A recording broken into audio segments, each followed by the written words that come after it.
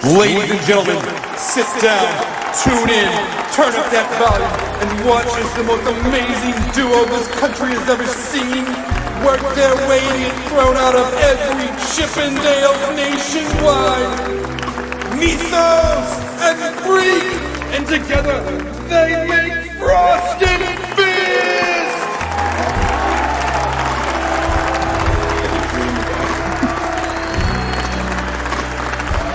And we are live. What is up, beautiful people? There's no need for me to say my name this week after that amazing introduction. What the hell of an intro, man? I can't stand up. My pencil's hard. Well, I mean, you know, we don't want this to turn into yet another Chippendale situation where we work it and are kicked out of. So. Yes, so right now we have our guest kind of hidden behind. Of course, his name there. So if you would mind, please, the introduction, my friend. Meet those. This week, we have coming in from high orbit, Oh. commanding the phalanx itself, Ooh. and not a band hammer, but a band cannon. Oh, yeah. He is the Smash Captain of the Gamecraft Dragon, the Commodore! Not the computer. What's going on, man? How you doing? Hey guys, In all his glory. And check out, you know, you've got great taste, man. Did we accidentally wear the same outfit today? Oh man. Oh, we accidentally wore this. You know, but because yours is a different color, we don't have to go change, so it's okay. Hey, y'all want to see mine? Yep. you rolled a 1 for your outfit. I freaking did. Oh my God, we have to do that for the dice, Freak. Whenever we get around to making our own Frosted Fist dice, we got to have the logo on the 6 side, and then on the 1 we'll have the crap. Actually, we're gonna just label it Freak. So every time, if you get one of those dice, you roll a 1, it'll say Freak. Freak. Yep. Freak. Ah, I rolled a handful of freaks for my saves. God. Yep. There you No, go. man. Yeah, that's about right. By the way, I'm a little salty because you see these two guys here? They got the shirt. All right? I'm a part of the freaking channel, and I haven't got my shirt. And it's not their fault. It's nobody's fault. Just I haven't been able to get it from Mythos. But I just realized that it's showing up pretty well in frame, too. it is. It's absolutely beautiful. Yeah. You want to see mine? Show them mine. It's still in the box, isn't it? It's still in the box right over here. Don't you guys only live like a couple miles away from each other? Or? We're about an hour and 15 minutes away from each other. It's a drop. Okay, so it's like a 45-minute drive for each of you. Meet Right. halfway. The only reason we haven't is just because lockdown, and then this week we could have met up, but I got to get my car to the shop. And I've been out because of my back, so that's just... Yeah, so we just want to... Hey, don't take that away from me, man. He's got to, you know, it's his first day back. He's got to be salty. I gotta do something, man. Plus, some of the news we're going to talk about later too will also get the salt wheel going. I think a little bit. Just a hair. Is there really any news with 40K? I don't know. I don't think I heard things. Anything happen? I heard things. Yeah, I don't know. Could be just. Before we get on to all that epic news and get to know our guest a little bit, let's catch up with the chat. We have a brother Meeks in the chat. We've got the Gamecraft Dragon in the chat. Ooh. We have the Hellchild that says, "What's howling?" We got the Phoenix. Hello, Phoenix. How you doing? We've got our own Smash Captain, Archer. Hi. We got this guy named the Commodore in the chat. Who's that? I hear he's a pretty great guy. We'll get to see though. Can't wait to see him. This guy named Freak is back after a little while. You know what? Before I catch up with the chat, freak, the chat has been dying to know. I've only told them that you've been out for medical reasons. Yeah. And I'll let you share as much or as little as you want because I'm sure everybody's been curious. All right, yeah, that's fair. So I am back. So back, get it? No, no, I had some issues with my back. Wow. So I've been out because of my back. My left flank, lower left flank, has been inflamed and just really, really, tight. A lot of pain. I couldn't bend it. It was swollen. So a couple of things I try to do. I try to rule out possible muscle issue, pinched nerve, whatever. So I go to my chiropractor. I got a great chiropractor. He's well known. And I went to him once, and oh my God, he normally one adjustment, and I'm great. I'm absolutely fine. I'm happy. I'm wonderful. I feel, as soon as you step outside, it's like, oh my gosh, I feel great. It didn't. It hurt. He hurt me. Where's the doll? I'll show you where. No, it hurt, man. And I told him, I said, I don't feel that too good there, Doc. And he goes, it's okay. You need to come back later. I was like, you SOB, you just want my money. All right, then. So I didn't intend to go back. But of course they sent me the little survey on my text, and I said, he hurt me. So they didn't like that. So he's like, the office called me back during the weekend, say, hey, the doctor wants to see you again. We're really concerned about that. It hurt you, so we need you to come back. I'm like, okay. So I go back over there like a dumbass. And he says, all right, go lay down. We're going to get you so they do the massage therapy. That's what they start off with, right? Because they don't want to do the manipulation, the manual cracking of the bones and this stuff, while you're tight, because it can hurt you. And so, man, it was so nice, dude. I mean, they had the heat pad, they had the 10th unit, it was just kind of, pulsing my back. It was nice. And then he come back with the big old buffer, And, man, I was practically falling asleep. And here comes Doc. All right, let's get you fixed up. Crack my neck, back, shoulders, crack here. Then he gets to my lower back, and he hurts me again. I'm like, Doc, okay, we can't keep doing this. I need to explain to you that there's something wrong with my back. And so he goes, oh, okay, let's hang on a second. So he takes his fist, and he kind of does a quick pop on my right flank. And, okay, nothing. He goes to my left flank, and instantly I almost threw up. It was the pain, and I'm serious. I was like, oh my God, I feel I'm gonna vomit. I became very nauseous, and he's like, that doesn't look good. You better go see your GP or your urologist. And I have a urologist because I've had kidney stones before, and it's not fun. So long and short is I went to my urologist. I was out. My back was killing me. Sent me out for a CT scan. The following week, finally got the CT scan results. He looks at me and says, I have been in your kidneys. That's not what he said. You know what he told me, actually? Well, I've been inside you. And I'm like, please don't say that again. He said, your kidneys are the cleanest that I have seen in a long time. So then he's telling me that was a major scare for us too, right? Because you've had the liver and kidney problems before, right? I have had that, and so I was really worried that because I've had kidney stone surgery, and the surgery is never the issue, is when they deal with the stent to keep the uterus from closing, and that's the most uncomfortable, the most painful, and the removal. When he goes to try to remove it, it's almost like he's trying to start a lawnmower. So yeah, no bueno. So yeah, I wasn't not feeling it. So luckily the prognosis was definitely a good one. So he said, no, your kidneys are fine. As a matter of fact, he showed me, and everything looked very good. Even my liver looked like it shrunk some. I was like, that's great, but why is my back hurting, Doc? He goes, you may have to go and do, go check with a pain specialist or something like that. I'm like, crap. So before I go and shell out any more money, I started thinking, I've got to find the source of, he's trying to pull apart your sphincter. It wasn't my sphincter, bro. So I had to find out the source of the pain. What was I doing that was causing the problem? And so I started going down a list of different things that were potentially the issue. And so I just, okay, a couple of things. Number one, both our dogs sleep on our bed with us.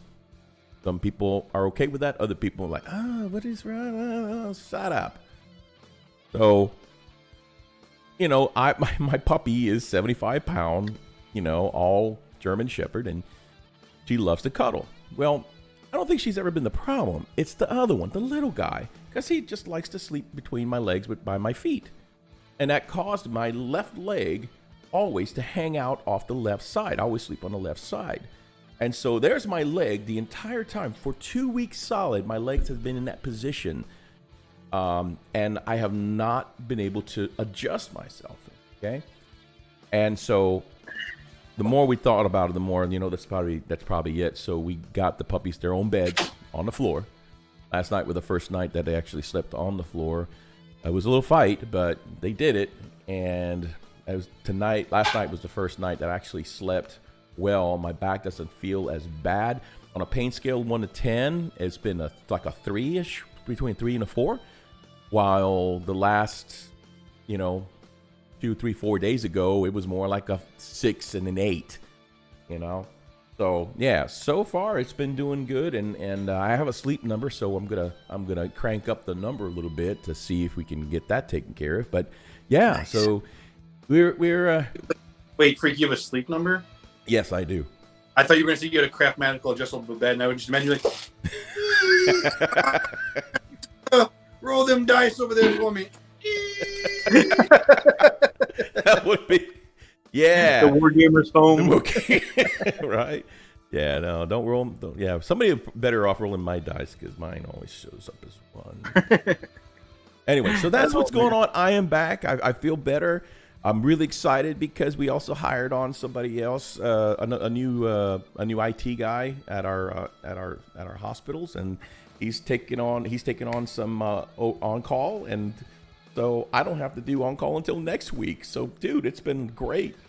That's awesome. Yeah, so I'm pretty pumped. So, but I'm glad. Chad, I have passed on all your love every week. I appreciate that. Yeah, I do. Mythos has been, keeping me, abreast of what's going on. He says, "Hey, man, the chat's been asking about you. See how you doing." And of course, I've been kind of out of it. Just a lot of pain but Mythos has been kind of, filling me in. So I appreciate everyone's well wishes, everyone, because it meant a lot, and it really. I felt bad for canceling out the week prior, because I really wanted to be there. And, man, it just sucked that I was kind of out of it. So, but anyway, glad to be back, and hopefully we won't go away anytime soon. All right, I'm going to catch up on this chat, and we're going to get to know our guest. First thing I do want to see, I saw in the chat, Phoenix, feel free to come in and weigh in on any of these ridiculous conversations we have through the night. You don't have to sit completely back. Let's see. All right, happy freaking Friday from X-Gear Commander. Good to see you. Yes, it is. Lupus Canis for us. I've got 2 Imperial Fists here. I've got some double fisting action going on tonight. So I need more wolves to cheer here in the chat. That's awesome. No, it's not double fisting. It's aggressor pattern armor. I'll have to use that. That's good. Dave Dog says he finally got his copy of Prophecy of the Wolf, and he's keeping it all for himself. Me too, brother. Me too. Although, the thing I wanted those incursors for was to fill out my troop spot for my White Scars, because I needed my 3 troops so I could finally have some command points in that army. And now they've changed the way command points happen, so I have extra troops for no reason right now. But I'll put this on use. But we'll talk about all that when we talk about the changes. There's some heresy going on. Dave Dragon says, "Good evening, my darklings." Hello. Is that no, Dave? I'm not 64 or I'm not 6'4". You seem like a pretty big guy. Who's Commodore? Oh, me? Yeah. Just like literally just under 6 foot. I don't know. Okay. Am I weird waiting? not- Damn business.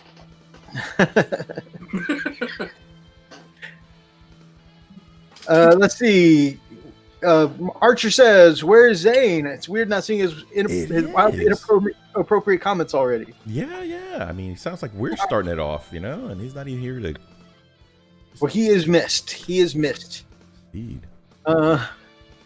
Let's see. Running Bear. Wait, he's inside you and pulling on you as well? Did he at least take you to dinner first? Nah.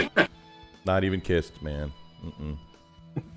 Buy you a drink? Dang, freak. I know. Wine and roses, at least, says Lupus Canis. Right? I tried, but he wouldn't make. Brother Rob was here for a little bit. He says, "Feel better, freak. Thank you. I need to hop off and go upload next week's assignments for my class. Take care, everyone." Yeah. Man, we appreciate you teachers at home doing your thing from home, man. Heck yeah, man. It's a tough job. Or teachers that are going in as well. I mean, any teacher working in this climate right now, we really appreciate even more than you. Commodore, we appreciate you representing. I see the chat. I don't know how to act. We got 2 Smash captains here. How are we going to do that? I have no official power. I'm just a voyeur at this point. He's just there. I can see you. Lady Dragon is happy to hear you're feeling better, freak. She can relate so much, and she was worried about you. Thank you so much. Yeah, it was rough. Dave says, "Do you write code? If so, what computer languages do you use?" I started teaching myself code, but I haven't quite gotten there. I'm mainly desktop help desk and that kind of stuff. More on the technical network side, so yeah. No code, sorry. I see some awesome Team 4-star references here. So Lupus Canna says, "Double fisting action sounds interesting." Lady Dragon responds with, "I think I need an adult." And then Archer says in his best Super Kame Guru voice, "I am an adult." Speaking of coding and all that, did you ever see that Kung Fury movie that was on YouTube like a couple years ago? No, I can't say I have. Not I, brother. Get a chance to ever watch. It's literally about like the most 80s action guy going back in time to fight Hitler and such, but he gets hacked back into time to go back into like the Viking era, but like there's like raptors with like lasers. It was literally 80s cocaine film, but it was made like today. It was like 80s, and he gets hacked back in time by Hacker Man, the guy's actual name, and he's walking around like, "Oh, where am I?" And like this giant raptor with like lasers shooting out. He's like, "Oh, I'm in the Viking era. Okay, I know where I am." That's such a trip. Definitely have to check it out. Type in Kung Fury. It is literally it's 80s and cocaine mixed together. That's all I can tell. That's God. That's awesome. And David Hasselhoff did a song for it. Oh, so God. Nice. Oh, my I love God. you, No. I'll have to look at it. I have to make sure I'm pretty thrashed. All right, ladies and gentlemen, if you don't know our guest, the Commodore, You have problems. you may have seen him over. You may have seen him appear a couple times over on the Gamecraft Dragons and their live streams. But you've seen his work on our channel before as well. And if you'll go ahead and pull up some of his work. Oh, goodness. And I will catch up on the chat again while you do that. Oh, my eyeball itches again. Oh, God. Gamecraft Dragon says, "Nerd." Archer says, "Dragon Ball Z abridged." Go Google it now. Power is flickering and wind is getting up. So if I don't reply, you know why. Oh, man, I hope you're safe out there, Running Bear, my man. Thomas says, "I don't want to adult at all." I don't blame you, brother. It's Friday night. Nobody wants to adult at Heck all. no. Heck, you right. Kung Fury 2 should come out sometime this year. I think Super Kame Guru is my favorite part of the entire Dragon Ball Z bridge. Mythos, we should actually turn that into, well, I can't let you know that, but we should turn that into a drinking game for your live stream. Whenever we go, you right, just take a drink. Halfway into the trap. Well, so, what I'm saying is... Oh, the You Right Frosted Fist drinking game. You dead, son. You dead. Okay. Is it the only one that says Commodore, Mythos?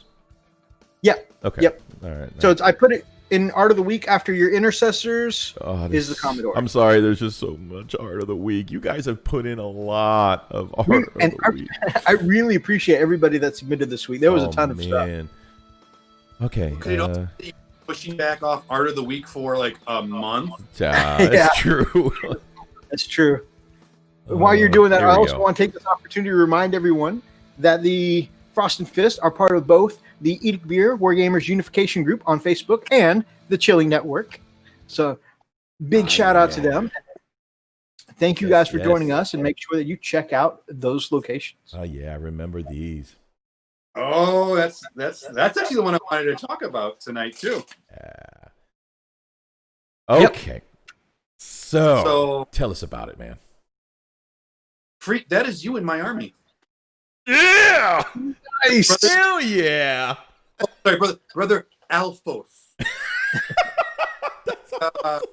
Big D, he got his 3-day printer and he's been printing like crazy with that. And I'm like, hey, can I get some bits, just to play around with? And he's like, yeah, sure. So he printed off that shield for me, and I'm like, I'm gonna make a little sergeant for it, and it's gonna be an assault sergeant. And then as I was putting them together, it's like he's gonna have a shield. He's got his helmet on, so it's like, wow, this is an assault sergeant. He's leading an assault squad. He's actually put his helmet on. He's got a storm shield. He's all set. He's like a freak in the 40K universe of actually wearing a helmet and having correct gear for storming and like in entrenched places. I'm like, that's Brother Freak now. That's awesome. That's really good. That looks like Pollux's shield or similar. It does almost look like Pollux's shield. Yeah, especially with the bands coming down, with the ridges. That looks really good. That's super cool. Oh my gosh! So, I remember commenting on this style of painting on Imperial Fist when we saw it. It's like I told him, I said, "Dude, this is so cool. I've never seen anyone paint this style of Imperial Fist, but it looks great. It's the metallic with the yellow highlights to denote that it is Imperial Fist, but it's so epic. They look like elite forces. It's just really neat, like a whole different division of the Imperial Fist." Part of their army. So it's really cool. One of the things I find especially cool is that not only does the color scheme look amazing, but it's so still trademark Imperial Fist. So my first two armies were custom colors, right? Mm-hmm. And with my Space Wolves, nobody can tell they're Space Wolves except for looking at the people on wolves riding across the battlefield. I cannot tell you how many times I'm getting the Greens point going. I cannot tell you how many times people have stopped me and going, why are your Chaos guys on wolves? Well, they're Space Wolves. They're not Chaos. Yeah, but they're in black armor. Right. I know, but it's paint. Did they get burned during the warp? I mean, did they get torched somehow? Oh, yeah. One of my comments on one of my videos, I painted up a black armored Space Wolf. He goes, oh, it was my Arjak. Yeah. Your Arjak looks like he's been in a fire because his armor's all black. I was like, what? It's funny. I put on Instagram after I paint some of my nights. I'm like, oh, I'm going to start up a new project. I'm going to start on these Marines. So I put up a picture of Averlin Yellow and Leadbelcher together. And I'm like sneak peek at my next project. And then someone commented right away, Iron Warriors, and that hurt so much. Oh. Yeah, that's jacked up, bro. But your final result is so unmistakably Imperial Fist. It whereas mine, people didn't know what the hell I was. Why is your Chaos guys on wolves? Yeah, so let me go back. Unmistakable. Okay, so let me go back and okay, first of all, the yellow's a dead giveaway, okay? And of course you got the decal. By the way, God bless you and your ability to put a decal on, because I think they're the devil. And yeah, so anyway, continuing on. That's a couple attempts at decal. Like I used the Solva set, which I think might solve a lot of your issues, Freak. So you think it's important to have the right tools to do the decals with, like the thing formulated for the decals? You think that's important? It's that, but it's also because the thing that if you're putting a decal on like a flat, smooth surface, perfectly fine. You're never have an issue. The moment you have any hint of a curve, you got to cut a relief split into it. So I've done that, but the only problem is when you cut a relief split, it actually cones part of where you're folding it in. So that's where you use and that's where you have to cut it just kind of right. I'll show you where, like on the Imperial Fist, some more cut. You cut right about the wrist, but not fully through, and then it's like this. You cut about the wrist. So so how would you cut from the top down or the bottom up from the Oh no, I cut from the side. So you cut from basically where the wrist is. You cut about 90 degrees, and then at a 45, basically where the first finger meets the hand. You cut a little there, and then from the pinky, do the same, and then you use that. And then what Solvaset is going to do is it basically kind of melts it, and forms it to the ground. But you also always want to make sure you want to put, after you paint, I always put like a little, like wherever I'm going to put a decal, I put a layer of hard coat just so it has something, and then it helps hide the decal shininess. Right. I will admit, you still get some bad. Yeah. It's like, that's why eBay was made, to find decals, because for everyone that hates them, I get them cheaper. Yeah, that's just true. And I always sandwich between the layers of varnish, so that way it's like I always hard coat and then decal and then hard coat again, so that way it won't go nowhere. It's sandwiched in, locked in. I know the reason I was asking you about the solid set, like, is the tool, important for this? Because I got to give Freak shit. You guys know it's not a frosted fish show unless I give as hell. Shit. But I've got this little product I've been telling Freak about for a couple of years now, Microsol and Microset, and I'm like, man, I love doing decals. He's like, I hate them, and I'm like, man, you just got to try them. He's like, it's the same thing as vinegar. My vinegar is going to work. So he had trouble with these decals, and admittedly, again, round decals are the worst.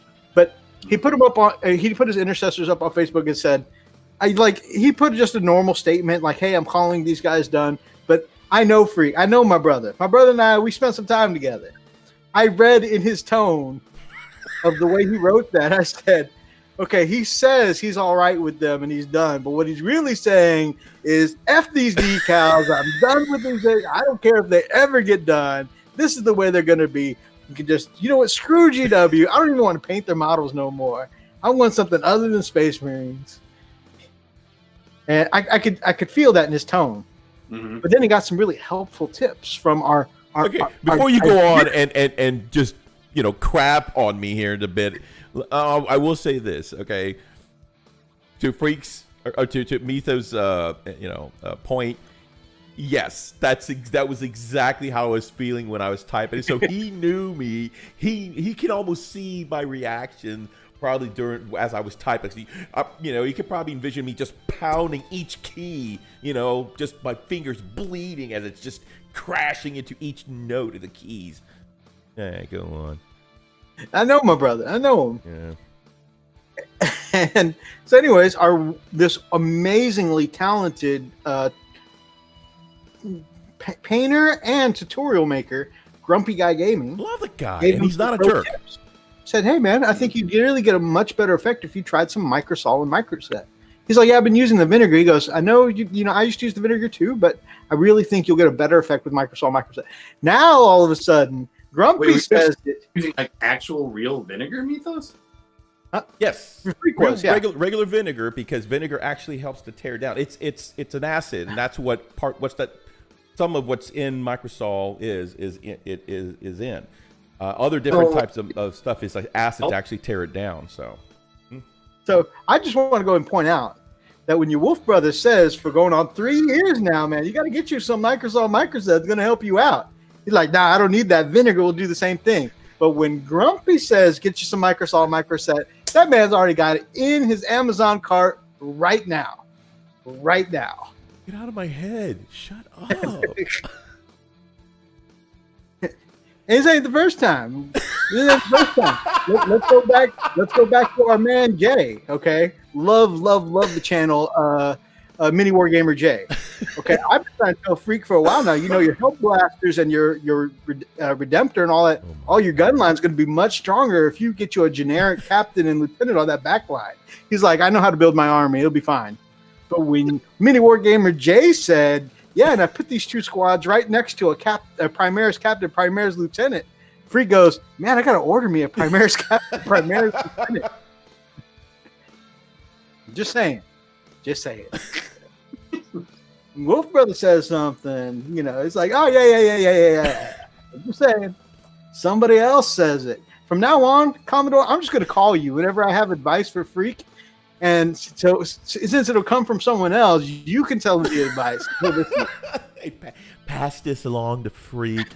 Coming from you, okay? Like, ooh. And then I find out it came from Freak. I mean, I say you need to do this. Right. And then here it comes from Mythos. Like, oh wait, Mythos said that. Yeah. So, I think I'm just gonna use like mud, and just I think mud will work better. Mythos says you shouldn't use decals. Every model's just covered in decals now. Some that don't even make sense. Wait, that's from World War II. Wait, what do you mean, Commander Bus?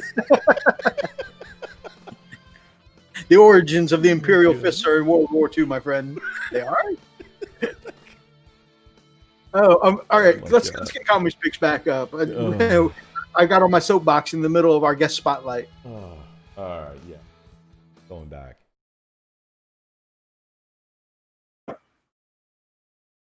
That model of Freak is awesome, though. Yeah, it looks pretty cool. Sometimes, like the simplest little thing can make a model. Like 3D printing makes some amazing things. Just adding a shield just changes a pose up so much. Right. Yeah. Said it again. Yeah. That Chaplain, that was my first real attempt at like painting black, and it scared the crap out of me. It looks great though, man. Like when you think about painting black, you think, oh, I'm just gonna paint it black, and like you do, but then like it never turns out right. Right. And I'm looking up everything, like it's got to be like this hard thing of like, oh, you have to shade your black right, and you can't use actual, Abaddon black or Chaos black. You have to use like an off thing, and it's like, no, just paint it black, and then you just take some Dark Reaper and do an edge highlight. Imperial Fist is now sponsored by Valvoline. Oh my gosh. Okay, let's see. Let's finish. I like how you went with the red robes and then the yellow scarf thing. Mm-hmm. I don't know what it's called, but it looks like a scarf. Yeah, I gotta call it a scarf. War scarf. It's 40K. It's a war scarf. War scarf. You're right. Not an ascot. And then that actually, the model you're now, the Ancient, that is Hellchild. He did something he did me up in his Eclipse Stalkers.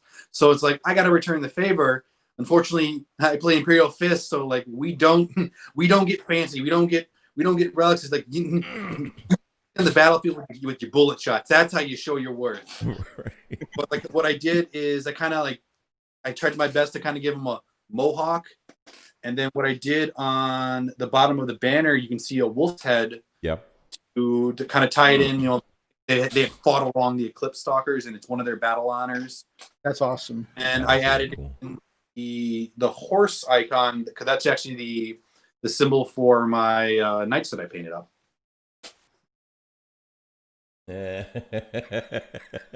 Are those barrels drilled? Yes. Good thing, because Mesos was going to call you out on it. I was not. First of all, I was thinking wait, that's a Dark Imperium model, so I'm pretty sure. If you look closely at the Ancient with the banner, you'll notice he has a scope, but no iron sight. Yes! Flipped off. Yes! Yes, somebody hears me.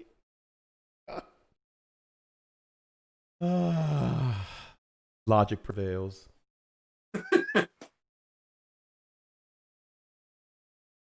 These look absolutely great, man. They do look incredible.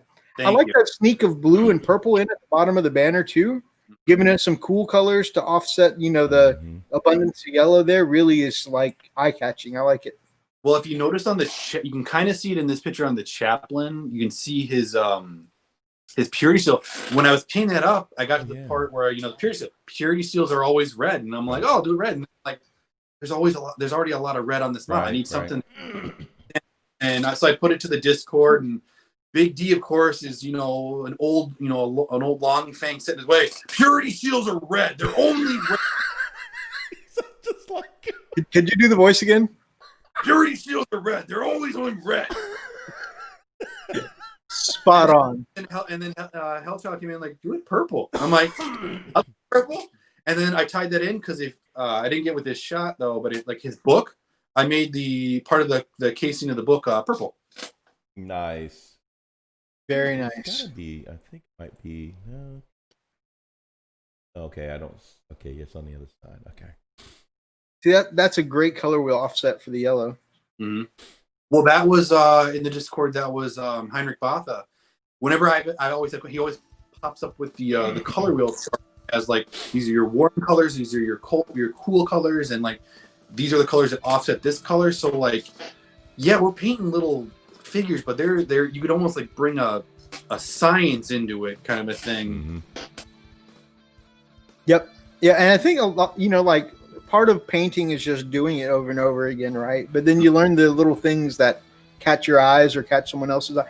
And sometimes you stumble across it not even realizing the logic of why you do it until you hear someone else say it, and you're like, this color always looks good with this color. And then somebody shows it to you on the color wheel. You're like, oh yeah, that makes sense. Well, yeah, they also like there's the neutral colors that go with everything, like your grays, beige, sand. Yeah, anything that isn't part of like your the four main are red, blue, yellow, and then it's orange, green, purple are the secondary colors. You have your primary and then your secondary. Yep, and of course, the more you mute your colors down, either by going closer to black or white, or your neutral grays and beiges, the more you neutralize those, they blend together, or they harmonize together a little better. All right, we got some more stuff from the amazing Commodore coming up.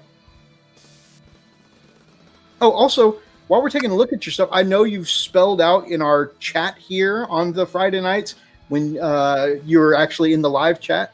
But now that we've got you here in person, do you want to talk about your recipe for your fists? You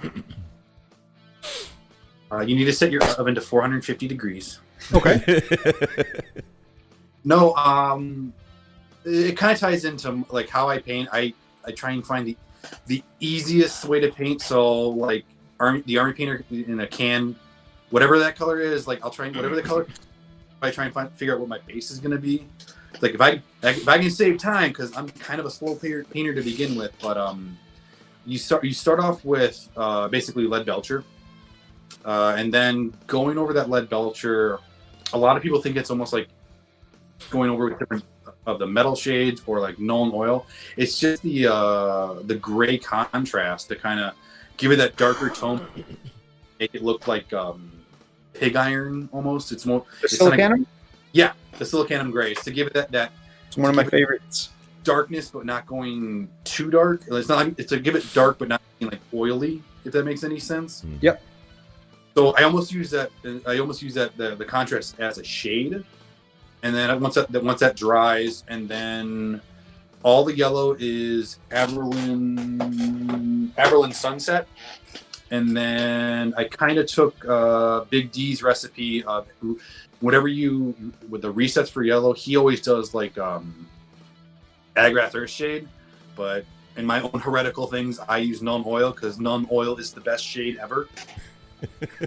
So resets just to give that yellow depth. Then from there, it's kind of just the only other major things is the gold, which is Balthasar's gold with Reichland Flesh Shade and a Gorax Bronze Dry Brush, and then the eyes are Moot Green with Warpstone Glow over that. The red is just Mephiston red, and then it's. I try and keep things keep things simple as possible, but even then, like I'm lucky if I can get a squad done a week sometimes. I mean, which is a week is impressive to me. Oh, we're not doing 100 models a month like Big D. I mean, that is also very impressive. I don't think that's normal though. That's borderline human. He's starting to get into Elstivation. Yeah. Back to the extreme. So, what made you decide to do like the Aquila more of like a goldish? It looks like almost like a goldish bronze? Kind of to tie it in with the darkness of the metal. The whole point of these guys was to be. They're not there to like be like beauty pageant fancy, like, oh, look at our colors kind of a thing. We're so shiny and bright. They're like, no, we're here to kick ass, kill heretics, take names, and serve the emperor kind of a thing. It's like they show the yellow is basically like, yeah, we're sons of Dorn. Who cares? Give me a round. I'm putting it in this heretic. Nice. But it also, I like that attitude. like, that just shows like my painting process. Sometimes like I don't know if you guys have ever come across it when you're coming up with a new paint scheme or a new paint, a new army. I usually always try and do one guy first. Yep, like fully complete. This is what I'm going to do. He's going to be my test model. Yep. And with these Marines, actually the Imperial Fist is the third attempt at this army, because at first I started off with like a really bright silver, bright gold, and like ultramarine blue.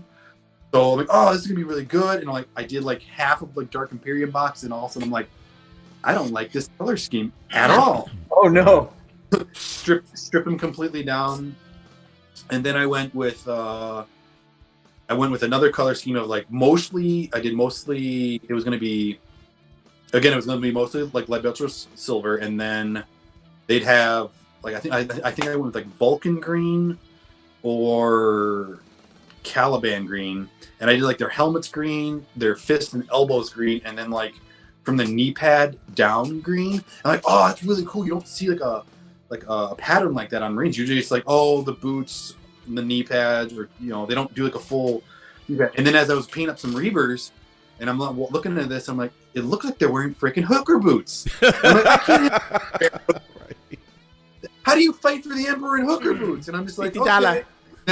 Yeah, that got stuck in my head, and I'm like, I gotta pick a different scheme. I can't paint this anymore. Or so I stripped them down, and I was trying to find stuff to paint, and then I came across the Heresy era of the Imperial Fist, and I'm like, that looks really cool. It's simplistic. It still ties into my my lead belcher and iron scheme. So I went with that, and I just modified it a little bit because I think the Heresy one, they didn't do the knee pads. I think they only did the shoulder pads and the fist and a stripe on the helmet. So. That's interesting. That level of detail of what normally is this color or that color. Mm-hmm. That's a lot more thought than a lot of people put. Even myself, knowing that the white scars, they have the red in strategic places. Like, I don't put that much thought into it. I'm like, what looks cool? I'm going to put red on this part of the armor or this part of the armor. The only thing I try and stick to is the trim of the shoulder pad red for veterans, but that's about it. Now, are you painting like true white or off white? So it's true white adjacent. So my very, very top layer of highlight is white scar. Mm-hmm. But it starts off with gray sear, so it's a very, very light gray at first. My shade color is actually Space Wolves gray from Contrast.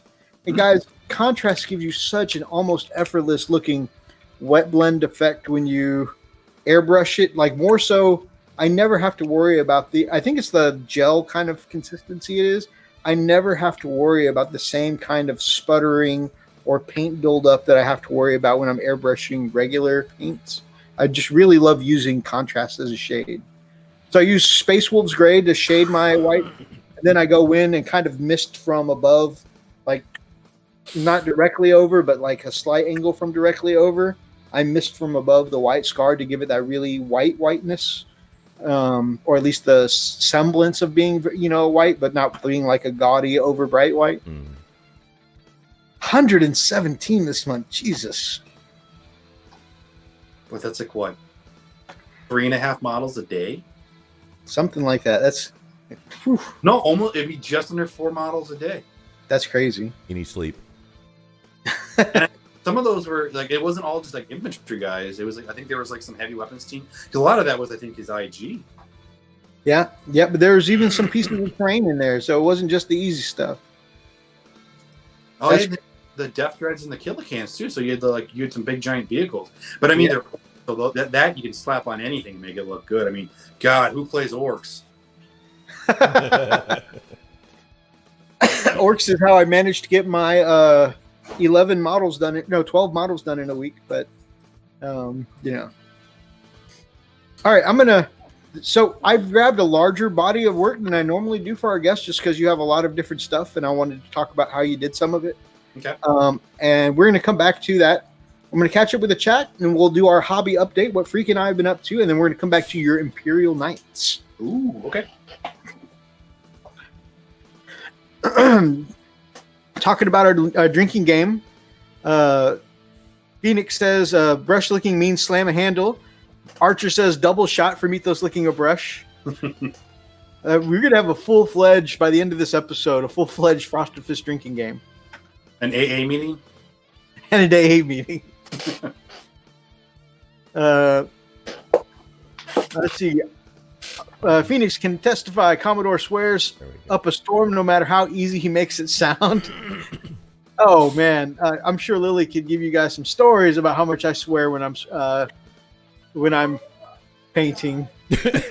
Oh, my God.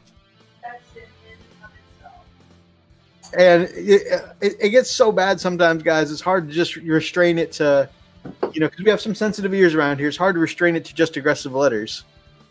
Mini Warmut's probably gone by now, but he popped in and said, "A quick hi to all. Chow time. Hopefully be back later and tell Emo I said hi."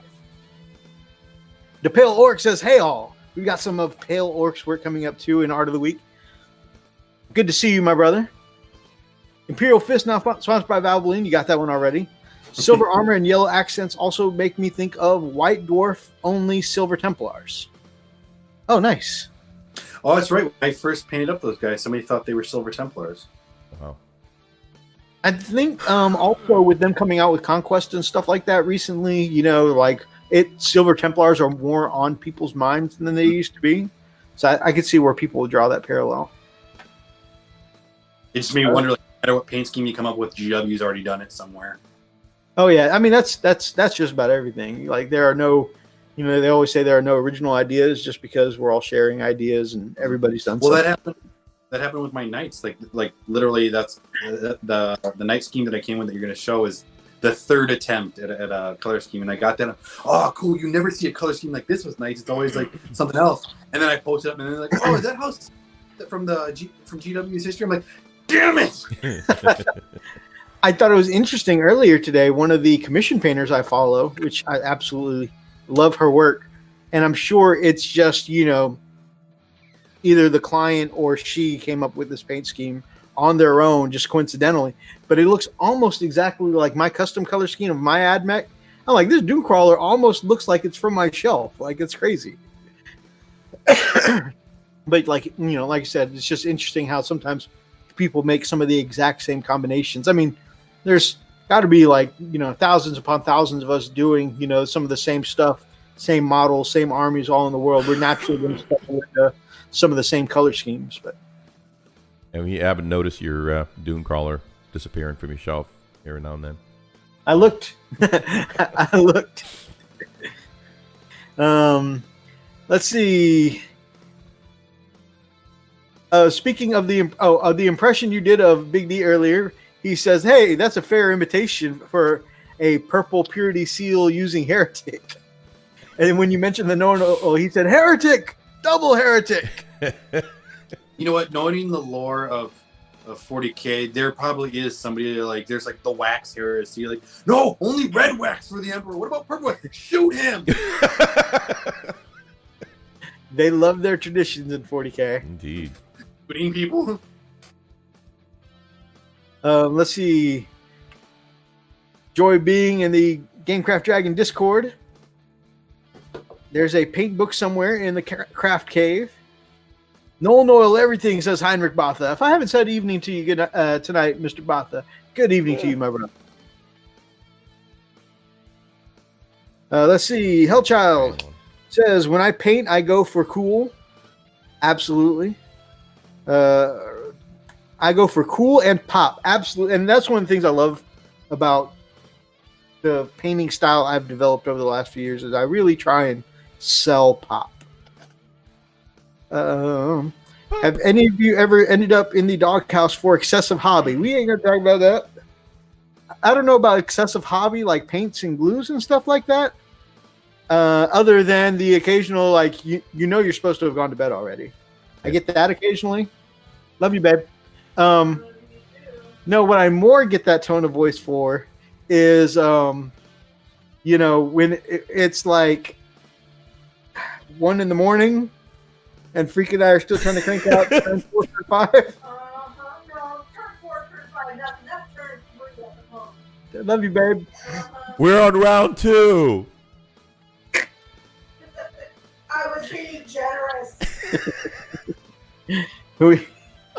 Oh man. I looked at her. I'm like, I'm looking at Mythos. And he's like, "Yeah, let's finish the game." And I'm looking at her. I'm in between them. I'm gonna die. I don't like me here. Every time Lily circled towards me, I circle around the other side. Yes, he was on the opposite end of the table, and I was like, leaning towards her. I've seen that look. What about you, Commodore? Have you ever spent any time on the couch for the hobby? Not yet. Well, challenge accepted. I mean, for those who don't know, I'm dating Phoenix, so I mean, having a girlfriend who's into the kind of the same stuff as us. I mean, we're showing her 40K. She does more of the kind of like painting, more like the D&D side of like figures and all that, and she has her own kind of craft, like sewing and stuff like that. But like she's into the craft. In the hobby, like yeah.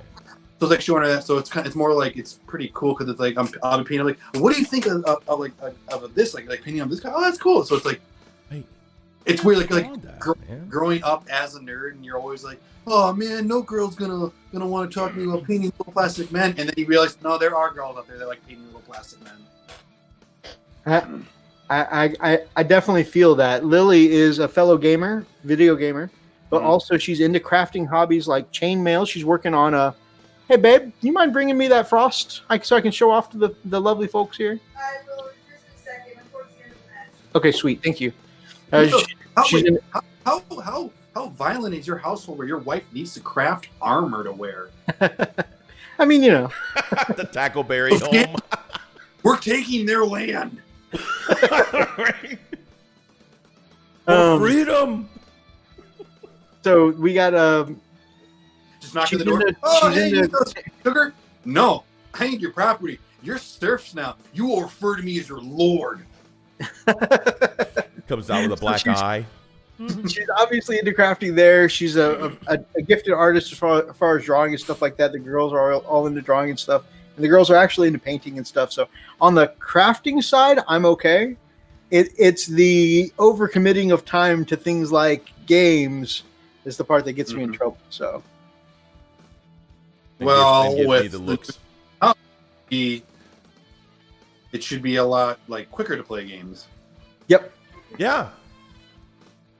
And part of that is we do need to get in more games. Admittedly, we do take what they quote in the books as this should be a 2 to 3 hour game, and we'll stretch it to 9 hours. 9 somehow. hours later. Turn 2. I'm going to do this backwards because I think the camera will read it backwards, if I'm correct. I can get my. Let's see. Oh, there you go. So No, it's backwards. Turn around. it's backwards. Damn it. Yeah. So on WhatsApp, or not There it WhatsApp, is. on Whereby, there we go. It looks. Scroll to the keep scrolling it. Yeah, look at that. That is so cool. So there's that, and she's working on the wolf head from the logo here to go underneath it. So I'll have me a chainmail wall. Nice. That's So I'm pretty stoked about that. Thank you, love. You're welcome. Love. Oh, STLs for the Turks. The Turks are my favorite thing. Okay, a little more. Forgot to say, even into Kaiju. Kaiju's in the chat. Says free. The purple. Does he think he's Prince with that purity seal? Let's see. Purple and yellow works great together. Prince would be a champion Slanesh. That's true. Yeah. Hey, you catch up on the chat. I'm going to get my more coffee. Right on. Let's see.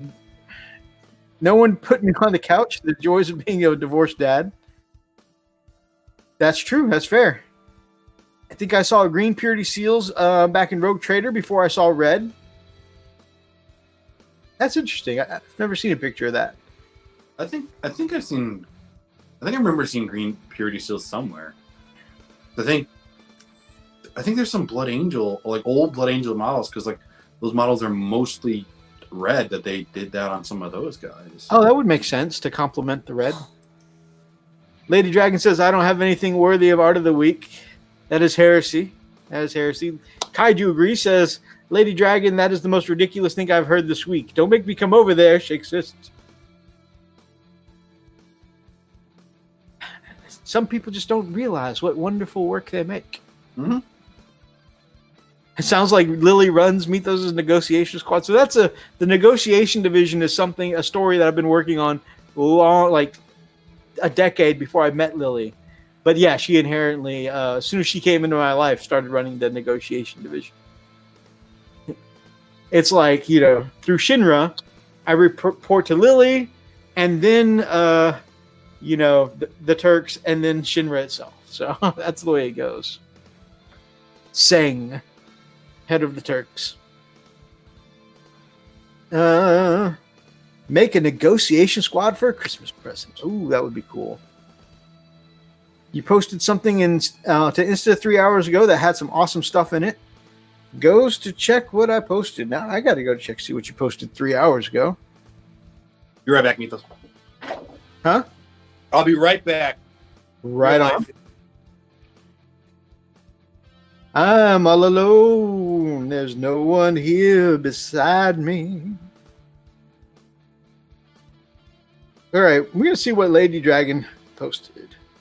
Lady. Oh, yeah, those amazing work in progresses. Those look awesome. We're going to go ahead and capture some of that. It's a Freakalicious. Nope. That was Kami's camera. Sorry about that. It's all gravy, baby. I'm just capturing some of Lady Dragon's stuff. All right. Commodore, if you're worried about Lily for chainmail, I forge plate mail. Very nice. Very nice. From somebody who goes around calling themselves Hell Child. That is like forging metal that's like that was like made with a demon souls. He's kind of got the look and the build of like a wiry blacksmith too. All right, so as far as we'll get some close-ups whenever Freak gets back. But I guess since I'm covering going into my hobby update, I'll show you guys a little bit what I've been working on this week. Finished just a quick preview. Finished a special Patreon mini here. Ooh. And of course, it's got water effects because Mythos. Hey, I can do lava.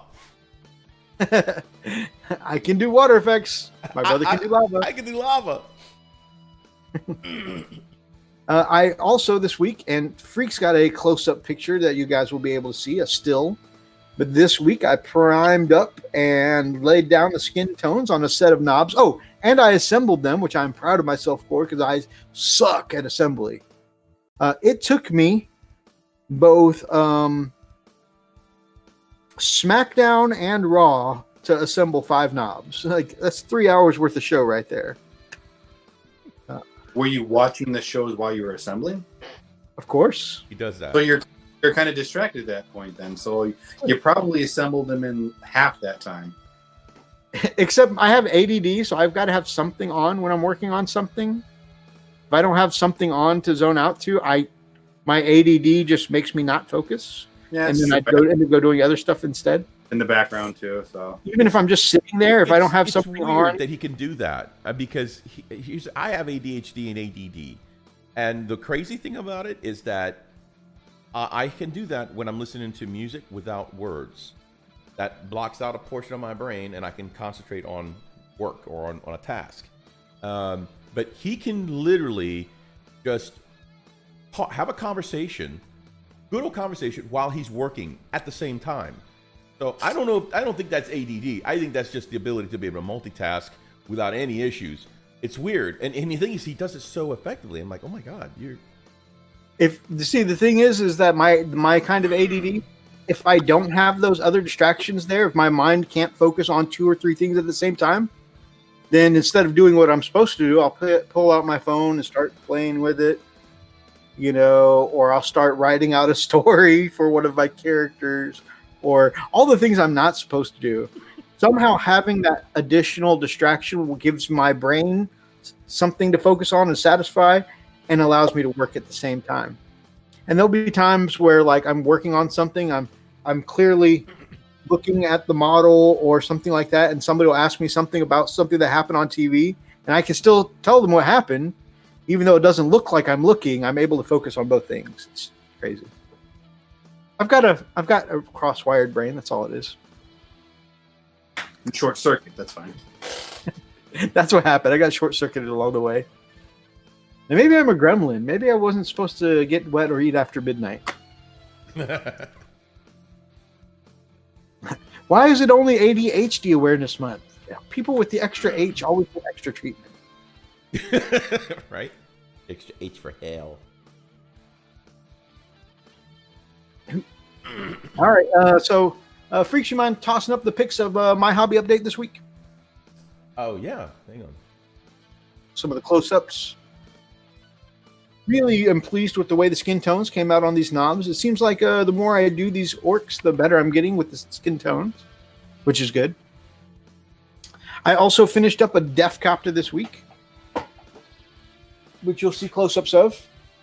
But this guy right here, which I'm especially proud of because I snapped the rotor off, or it's one of the rotor blades off earlier this week, and managed to get it drilled, no problem. No problem, except for being able to, having to find my drill. I couldn't find it at first. But I think that it came out pretty well. And you'll see some stills here in a little bit. And even I checkerboarded the nose of the Death Copter. Again, freehanding using the tutorial from Grumpy Guy Gaming. So now, see, if you would have told Freak about, like, oh, that's how I did the checkerboard thing, he'd be like, oh, I'm not doing that. But now that Grumpy Guy did it. You see? See? Wait a minute. I don't support this at all. Not at all. No, Right, I don't know. No, I'm not going to sit here and be abused this way. I think that's completely off character between the two of you, and I'm here to say, Grumpy said that?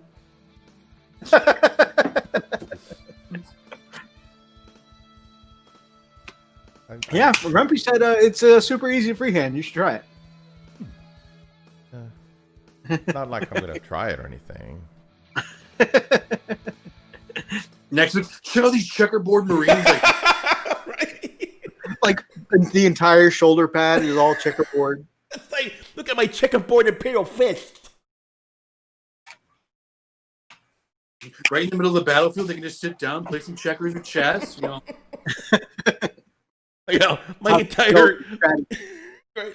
Look, I got checker terrain. I mean, yeah. Where did you get this? You sent this to me? When? You sent this to me. Do we not showcase this? I mean, we can. Absolutely. I think I showed them off last week, but I'm happy to show them again. Oh. These are my jungle orc boys from last week, guys. Check them out. I like them. They look think real so too. I do like them. Yes. Dude, I like how bright the skin is. Yes.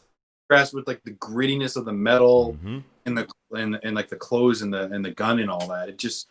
It helps them stand out, and they are green skins. They're not I like bright green orcs. It just like makes them stand out, like, because everyone does like dark green orcs, and there's nothing against that, but it's just like getting that almost not fully like cartoonish green, but getting to a level where it's like it is alien in the sense like it's like it is a bright green on a creature. It stands out. And it just looks amazing, and it shows like, every like you can see the nose and like the folds on his face. Like if you go too dark, I feel like you lose some of that effect. You don't see things as clearly or smoothly as you would if you didn't go with this tone.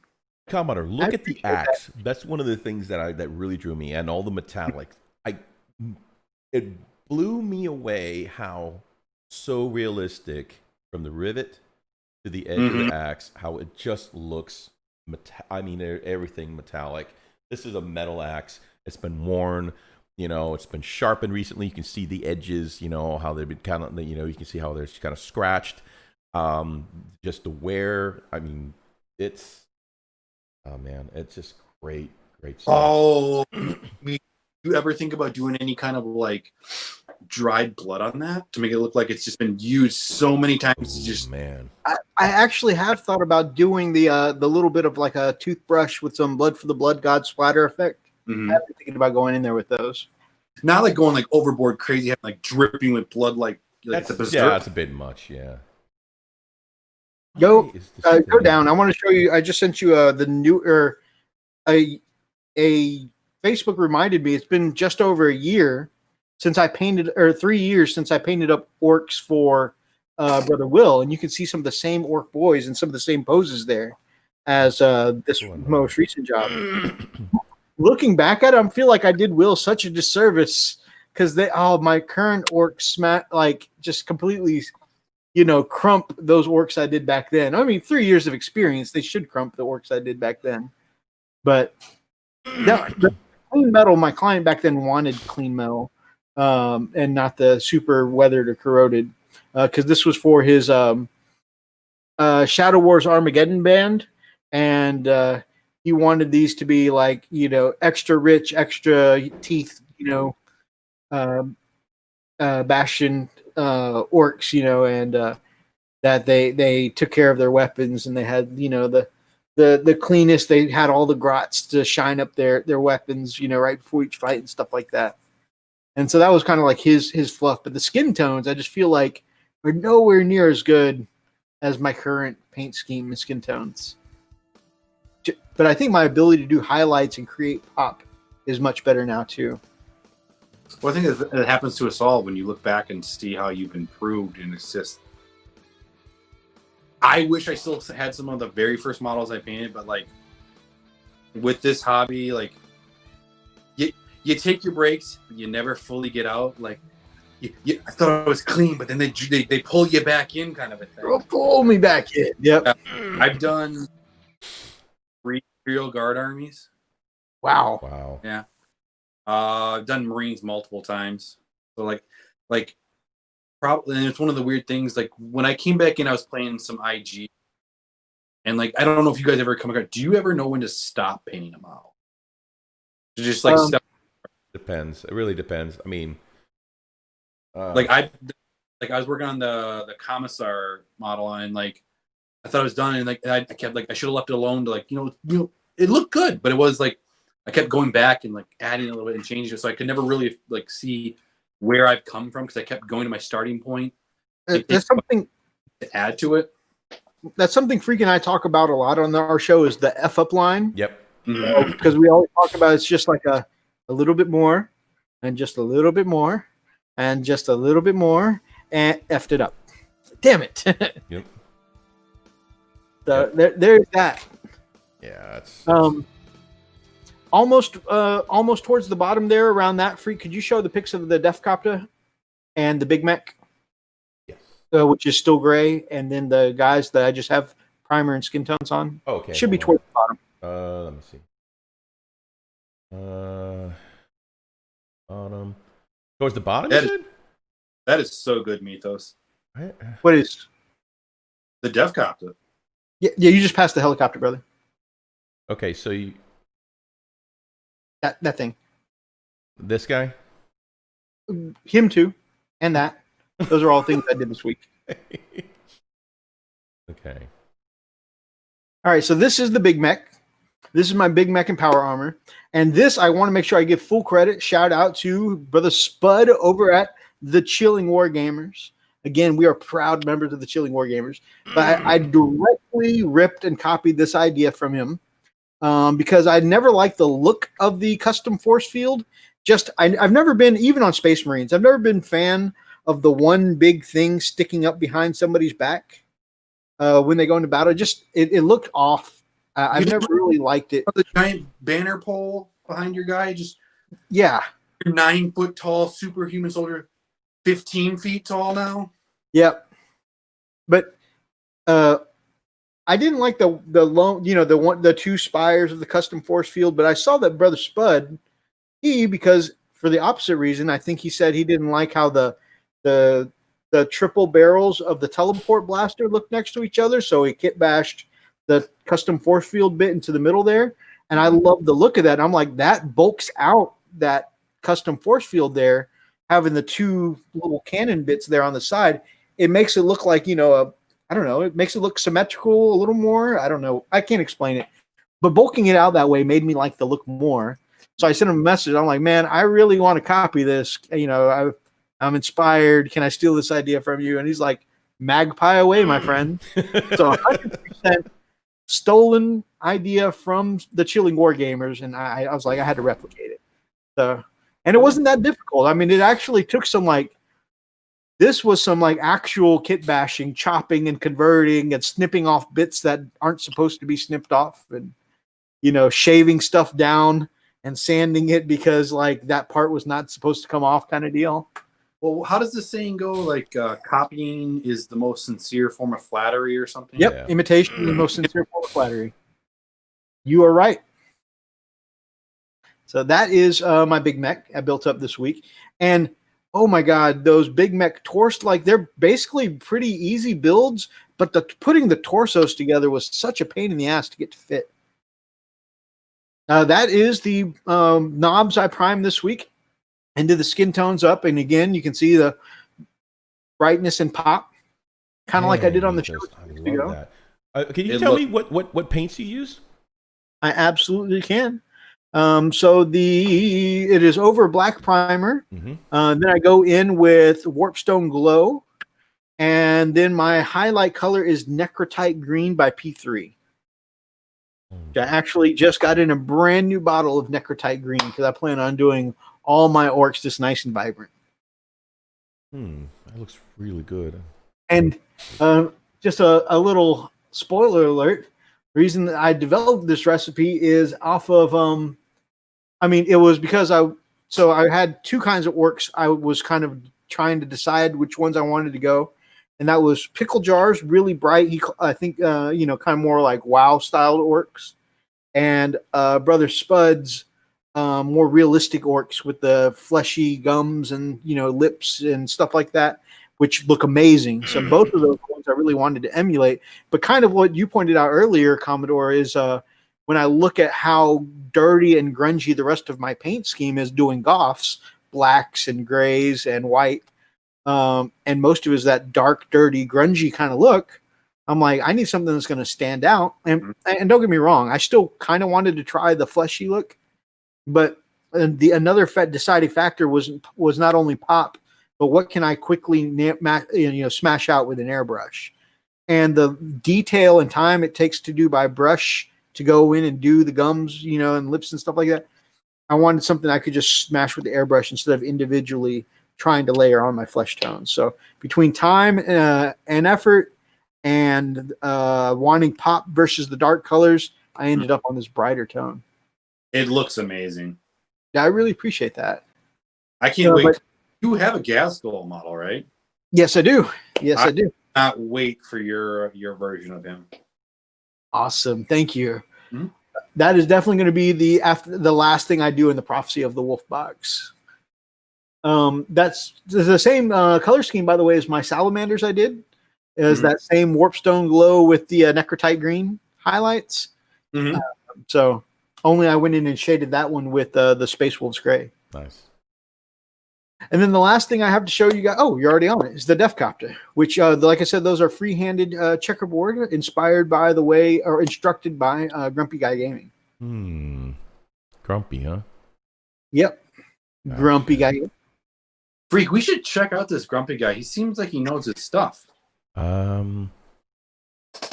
I'm gonna have to look into that. Yeah. Next live stream, check out my grumpy guy tattoo. Right. Grumpy boys for life. Grumpy's like, get away from me. What's wrong with I you? need an adult. This one was interesting because I had to try and find a balance. At first, I went in and did all my metallics as that rusty kind of metallic, and it was just too much. And I was like, I need to break this up more. So you're going to see there are some areas like at the front of the missile, the boots, certain parts of the motorcycle itself that are the clean looking metal, and then some that with just little bits of like maybe rust on the edges and stuff, and then some that are the super corroded bits of rust.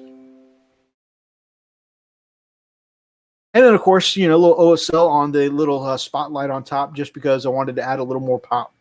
And I thought yellow would go well with the green. Again, It's not. And I'm just very fascinated how well you did the corrosion on the metal. Thank you very much. I actually intend on doing a little showcase, or not showcase, tutorial on how I get the super corroded effects.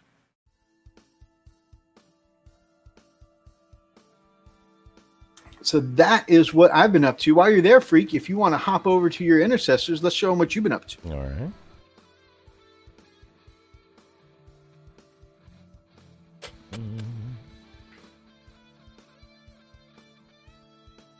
Note to self: reboot your computer before you do all this. But if you ever run from your stream from a potato like I do, you have to reboot 3 times before every stream. Okay. Because apparently 2 is not enough. Like giving CPR. Oh man. All right. So this is what I posted on Instagram, and you can see that they were not completed with the decals, but I do plan to go back once I do order my my stuff. So there we go.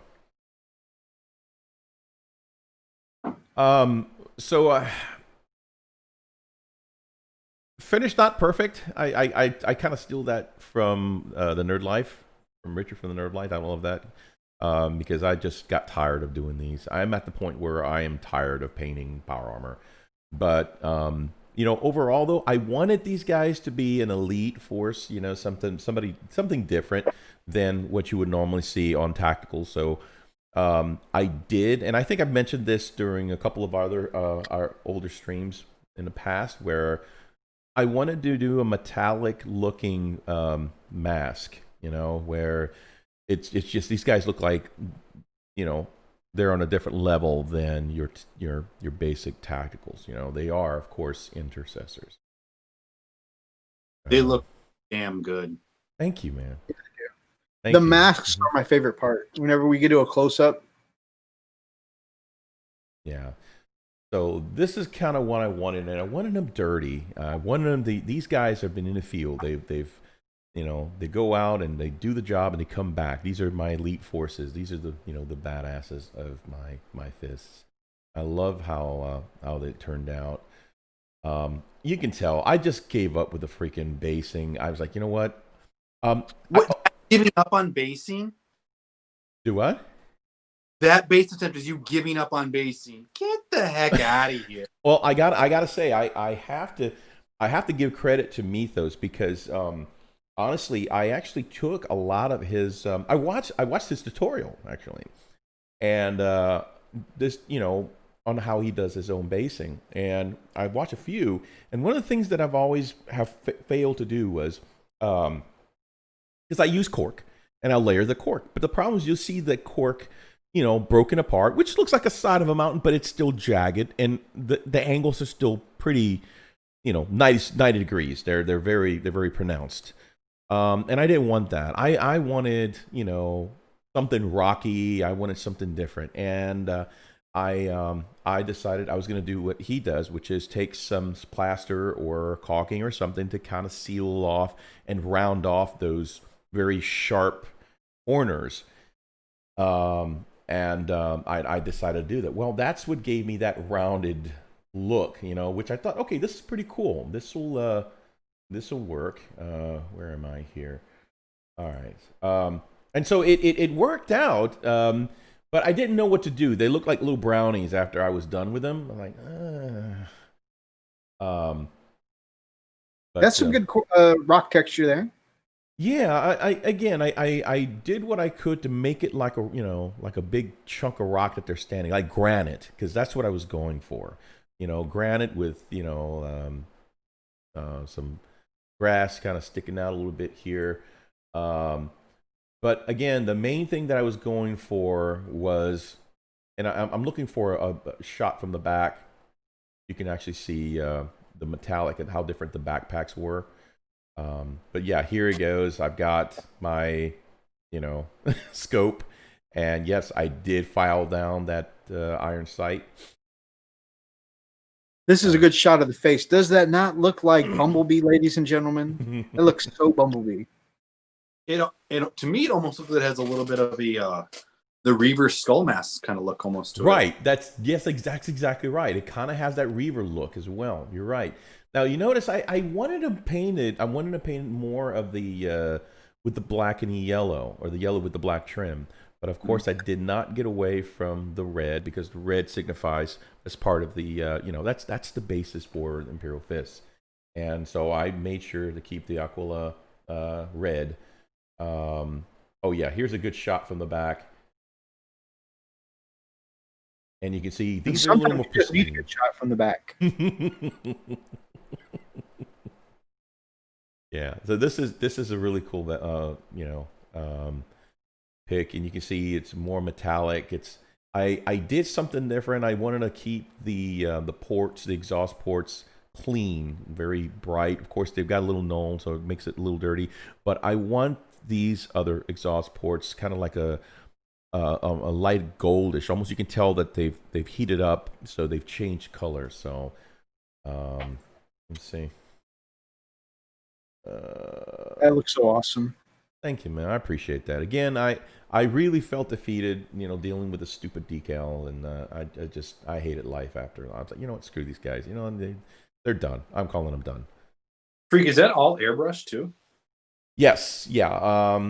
The you can see the. All right. Let me just. This is probably a good shot here. You can see. So what I do is I'll spray it like a dark gray. I use Vallejo gray for my primer, and then I'll add a darker tint to it. I'll add a little black to it. That way I can go back and go with that brownish reddish mix that I do, and I'll spray the sides. I'll come in and spray the sides, and then I'll come back with white, and I'll spray the center of the legs. That kind of gives it that bright, highlight look, where it's not necessarily a top down look, but it's more here. You can see it better here. It's more of like a shadow versus you see that where you can almost imagine where the sun is hitting, or it's any kind of major light source. So you can see lights hitting from the top right direction coming down, and you can see how it's just illuminating, while the back end you can see here is shadowed. And that's kind of what I like to do. As far as detail, I'm not that great at detail, I'll admit, but I do enjoy doing the shading and the highlighting. It just makes the model really pop when you do that. And that's probably the only thing that I feel like I can do well. I feel I don't do the detail, but I've got the exact degree that the light's hitting this model set and stuff. Yeah, and that's kind of what I was going for, is like, hey, I want the light to play, and there's a god awful decal. God, I just want to smash someone's grandma right now. This is just, God, I hate that crap. It's not even noticeable, bro, except for you pointing it out. Yeah, I'm serious. It pisses me off just seeing it. So, Anyway, so yeah, so that's this guy. Let me move on. Freak, look at it this way. Like, okay, you said these guys are like the frontline fighters, or they go up there and they got some like scratches and scrapes on them. Yeah. The symbol got scuffed up a little bit. He's got to go back to the tech priest and get it buffed out. Right, that's what it is. What I did like was how my leathers kind of came out, because they all were different. I like the idea that, because they're supposed to look different. Again, this is without the decal. Well, the decal should be on the other side, but anyway, you can kind of see it has that worn look. But you see the shading. It's kind of reddish, brownish look, and I love that. It gives the model some depth. And I'm still playing around with washes. I've got some good ideas. I picked some ideas up from one of my favorite YouTubers, Kenny Boucher, Next Level Painting. Man, the guy's just an amazing guy. And so I've got some ideas of how I can do that a little better without having it stain so much. So, but that's what I did this week while I was in a lot of pan. And not only does it look great, Freak, but something I want to mention, since you are reaching the point where you're starting to feel sick of painting power armor, I really think if you get a chance to paint up a few orcs, I really enjoyed the switch to painting orcs, because not only am I struggling to paint power armor at the moment, I am starting to feel the repetitive painting power armor feels, but also painting white is so stressful, fam. It really is. You spend hours blending up your grays, your dark grays, your light grays back to white. You do this. I always call it my smooth buttery blends, and even when I'm swearing, I call it my buttery blends. No, but it really, nothing will set Lily to giggling more than that right now, because you do that, and the painting the white itself is actually not the hard part. Okay, I've gotten several models for the stage at that, and then I'm so happy with the gradient. I love it, and I leave it there because I love it. Like, I have these attack bikes that have been sitting there for months because the gradient looks so good on them. I'm like, look at, you can see the shadow, you can see the highlights.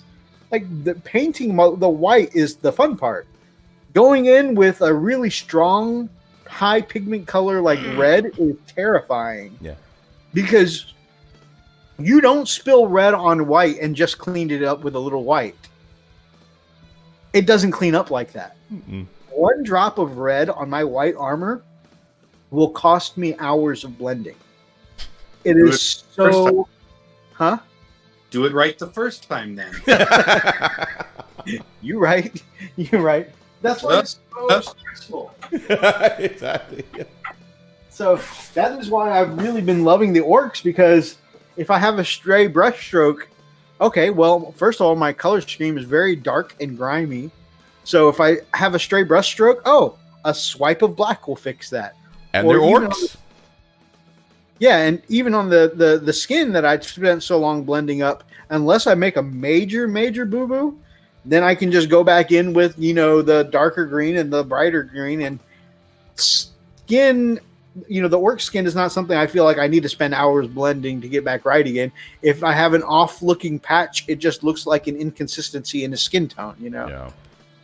And if it were something like I'm trying to nail soft, human or elven lady flesh, and I want it to look like, a very smooth, very, very lovely skin, it would be one thing. But doing alien skin that is a bright green, there's not something preset in my mind the way it needs to look. So I'm like, it's just alien skin. Yeah. Cover it back in. Also, dark green paints over really nicely. So if I have a boo-boo on my grays or blacks or whatever, again, all the colors I'm doing my orcs clean up nicely. The black, the freedom from that stress has been really nice. Yeah. I have to agree. I think switching to like a different creature altogether would definitely kind of help me with the monotony, and I think that's what I'm dealing with there. Cleanser. Yeah, exactly, like a palette cleanser. Although, don't get me wrong, I love my fists. I love the color. Demons from the box from Brian. Yeah, that was another one we were talking about. That again, that's something different. That's a whole dude. I'm serious. I've even considered painting the little army man that I used for Bubba. You know, during that, I still have those. Like, man, it would be cool just to paint those guys up. You know, they're a little green army, man. They're plastic. They're pieces of crap. But it'd be so much fun to see how they turned out. You know, nice. Kind of on my side of this stuff is I ran out of Avalon yellow, so I couldn't really paint anything. So I'm like, well, hobby stores are half open, so you go there, and surprisingly, that yellow was picked over. I thought that's one of the few colors. So I got some kind of little like metal like D&D figures that I ordered, and that was able to just kind of keep my brush sharp or keep my skills and able to actually paint something non-power armor, try something different. Like I got some like Reaper miniatures, so like there was one little kind of like metal knight guy. I was able to play around with that a little bit, trying to get like shiny chainmail down. So I was able take a break but keep my skills sharp, so like not having to paint like the same marine over and over again, but paint something different, you know. Awesome. That's a great example, and they came out fantastically. Yeah. So I've got something, the last thing I want to show off for, because this is something else I did hobby wise. I filled in my very first tattoo. Let me explain. My daughter's boyfriend, the one who's actually interested, by the way, he has shown a stronger interest. We did play a minor 500-point game. We got to turn 2, and of course we have to end it because, you know, I mean, it was just an introductory. He loves the game. He wants to play Black Templars. He loves the color scheme. Anyway, more later on that. But he's got a bunch of tattoos, and I'm thinking, it would be cool to fill those in because they were black and white. I mean, they were just, you know, black ink. So I'm thinking that'd be so much fun to kind of darken the you know, the actual ink itself, and then fill in the rest. So this is kind of what it turned out. So he had a really cool looking rose on his arm. Like, it'd be fun to try to, you know, to paint, and without covering, you know, the details. And so of course a lot of his lines had already kind of, you know, dulled out a little bit. So a lot of the edges. So I went back and I took the black with my airbrush. I've got the temporary tattoo ink. So it doesn't just rub off. So it's not like acrylics. Hey, here's a crayon, you know. So, but I did the edging, and I went there and I'd actually imagined the different shades of red. And this is the first time I've ever colored something with the thought of highlighting and shading. I've never done that. I've only done that on a 3D model. I've never thought of doing something on a two-dimensional, you know, object. And it was just so strange for me, but felt very satisfying. So, Freak, your daughter brought over her boyfriend, and your first inclinations were like, I must paint you. Yes. Yes. Hold on. Let me put it where people can see. Oh my God. Yes. Put some paint on. I have this image of him stretching over your kitchen island going, paint me like one of your miniatures.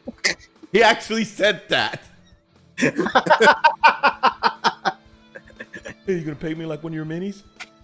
Yes. Yes. I've been painting power armor for 3 years. Yes. For the rest of the show tonight, Freak is Jack. So yeah, so I had a lot of fun doing this. I'm gonna be honest with you, that looks great. It looks like you've been doing this at, like, county fairs and stuff like that, for years. Well, the cool thing about it, again, the outline was already there because, it's a real tattoo.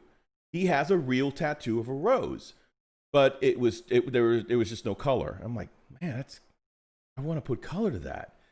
And so it's going to take, some time for it to fade out. But when it does, I get to change it again. One of my son-in-laws, sons-in-law, he actually has a tattoo of a koi that stretches throughout his arm.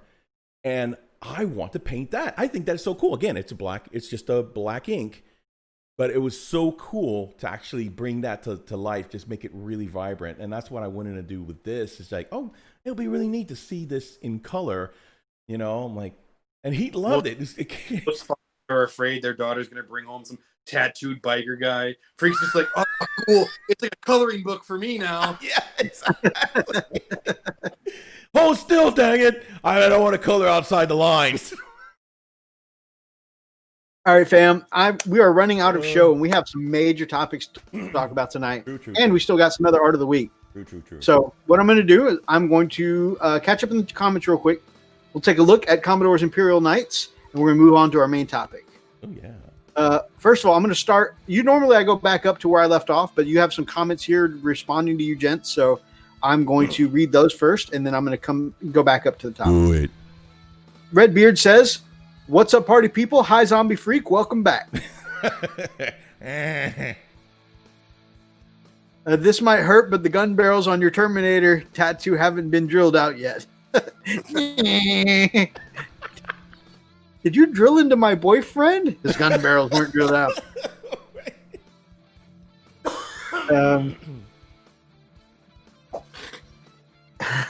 After hearing how Freak interacts with his daughter's boyfriend, the Freak stud comment from my video has me weirded out. That's, by the way, Freak's got an awesome shout out or reference in the latest Gamecraft Dragon video. He's got to go check out. So he'll be checking that out. Going back up to something you said, Freak. Phoenix says she uses the little army men to test out paint schemes for her models. How cool is that? Yeah, that's awesome. Orcs are forgiving, that's for sure. Archer says that's why I'm doing the orc part of my Prophecy of the Wolf with contrast. I hear if you want the vibrant color scheme, Warp Lightning or something like that is a great place to start. Kaiju, when I was talking about those buttery blends, and I even get to swearing about my buttery blends, he says, "Those mother buttery blends." I'm stealing that. Surprise, mother butter. Oh, Masterpieces Freak. Okay, so we have some comments here about your intercessors. Thomas says that they're masterpieces.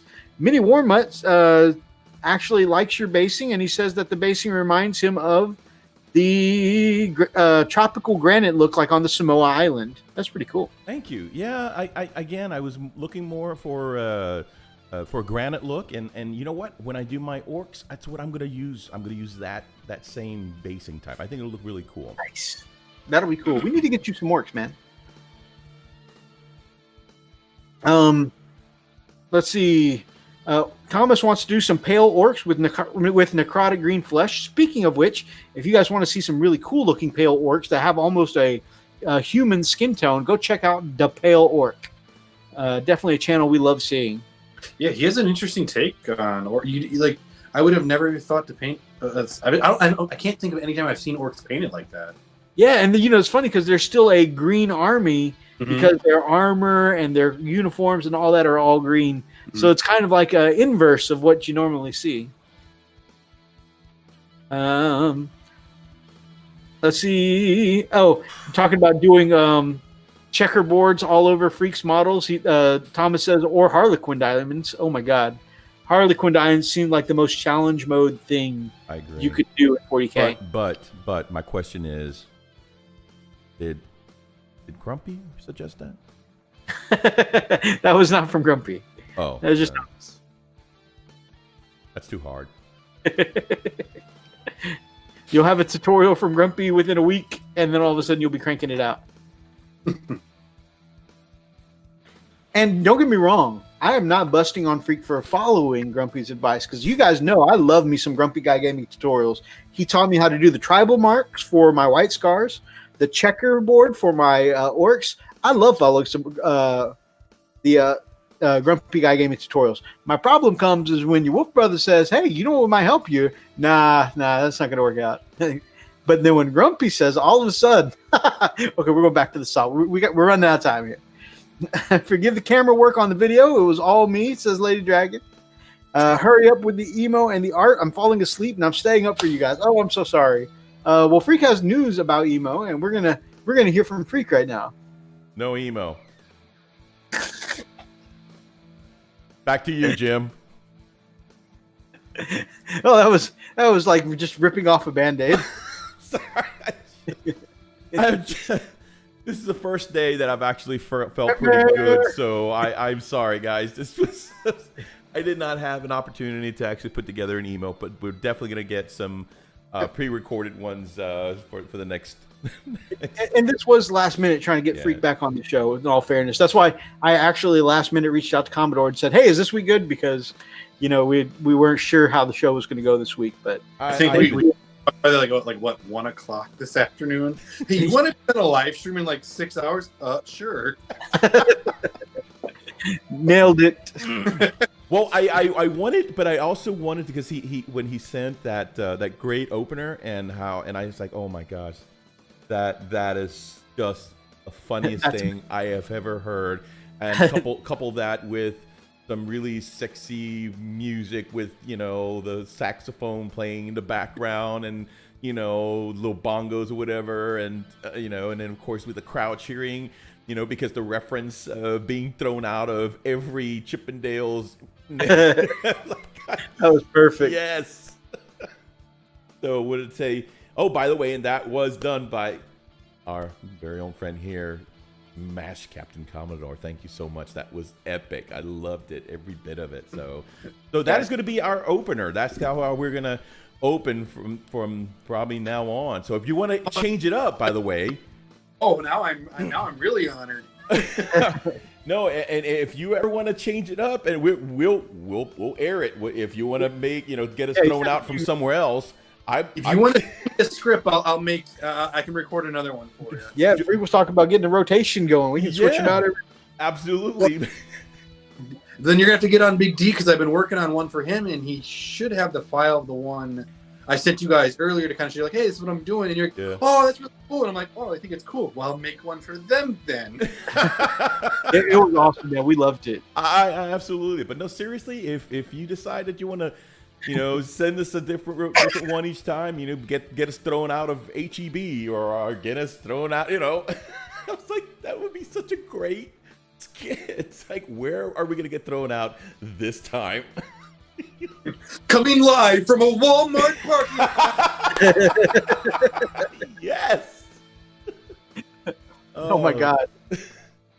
The hobby people of Walmart. Hey. Oh, that would be so cool. So anyway, fanboying a little bit. I loved it. Running Bear says, I'm back, and all this talk of Imperial Fist and orcs is making me want to howl all night long as orcs and fists are laying dead at my feet. Woo! What a lonely wolf call. See, that's a wolf who actually has neighbors upstairs and to the right. Trying not to get thrown out. Hey, shut up down there. Okay. Woo. Already, when I'm doing my patron calls at the end of the night, every once in a while I get a from upstairs. Whoops. All right.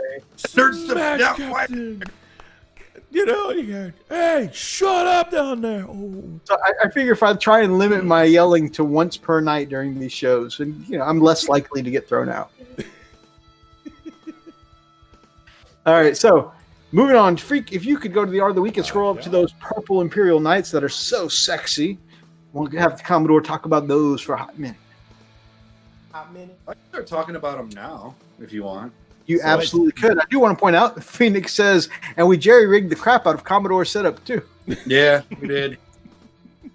I'll make sure to send that picture up of the jerry, and then you can put it up in Art of the Week, because that is a masterpiece. And that's going to be awesome. And I was peeling back the curtain a little bit for Commodore. I said, to be honest with you, a lot of us, especially the beginning YouTubers, that's how we do everything. Yep. We've been doing this channel for I think this is our 4th year of doing the channel, and we just this year got professional swing arms and lights for things like these microphones and cameras and stuff. Yeah, how my night army started out originally when those first came out. I'm a sucker for like medieval history and Gundams and mechs, and that's why I also have a Tau army. So like I saw that come out, I'm like, oh my god, those look cool. And I'm like, I just want to build one and paint one. And I was able to get a good deal on one. I'm like, okay, I'm only on one. I'm not even gonna put it in the army. It's gonna be a showpiece. Nice. So I was building up one, and I'm like, oh, this is cool. I'm gonna do this. And then the box set came out with the 2 knights. That Renegade. Yep. Renegade. And I'm like, that's 2 knights for the price of one. I can't pass up that deal. And then I'm like, so okay, like, well, now I have 3 knights. I'm like, okay. And then the Armageddon box set came out. I'm like, well, that's a Castilian and basically 2 free armigers. So then I bought that. I just want to know, what did you use for the shading for the kitty cat? Catnip. Got it. Very well painted kitty.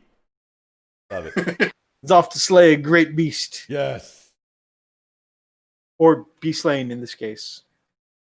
My money's on the kitty. Well, that was the funny thing, because like I think when you guys originally were hearing about when I was painting up these knights, it's like when I originally painted up these knights, they were just to be showpieces. I wasn't gonna play an Imperial Knight army. I read the rules, but I'm like, I didn't build them like, oh, I want to have this gun and this sort. I like when I told Big D about how I was building this army, I just wanted to like build knights based on people I knew. So like and like each night I built, I wanted to have like a little history and character to them. So like, because they're supposed to be all like individual knights, they're supposed to have all their own battle history. So that one you're looking at right now, funny that the fact that the cat was in the photo, Pandora, I always referred to that knight as he was known as the Dragon Slayer knight. He's the one that hunts the monsters down, kind of like the knight who charges the dragon, looking for the biggest beast to slay.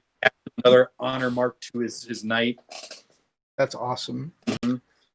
Freak, a little bit of fluff. I don't know if you had heard before, is the knights actually see themselves as kind of medieval style knights, and they refer to the Imperial Knights, the machines, as their steeds. Yes. Like their horse charging into battle. So I always thought that was a pretty awesome parallel. That is a really cool barrel. Yeah. I definitely had to get a capture of this close up. Phoenix did a phenomenal job with this shot. It's so photographer. It's such a great shot. Like seeing the face as most of it is just like an iconic hero kind of look, but like seeing the cannon kind of starting to fade into the background there, and it's just a really good look. Mm-hmm.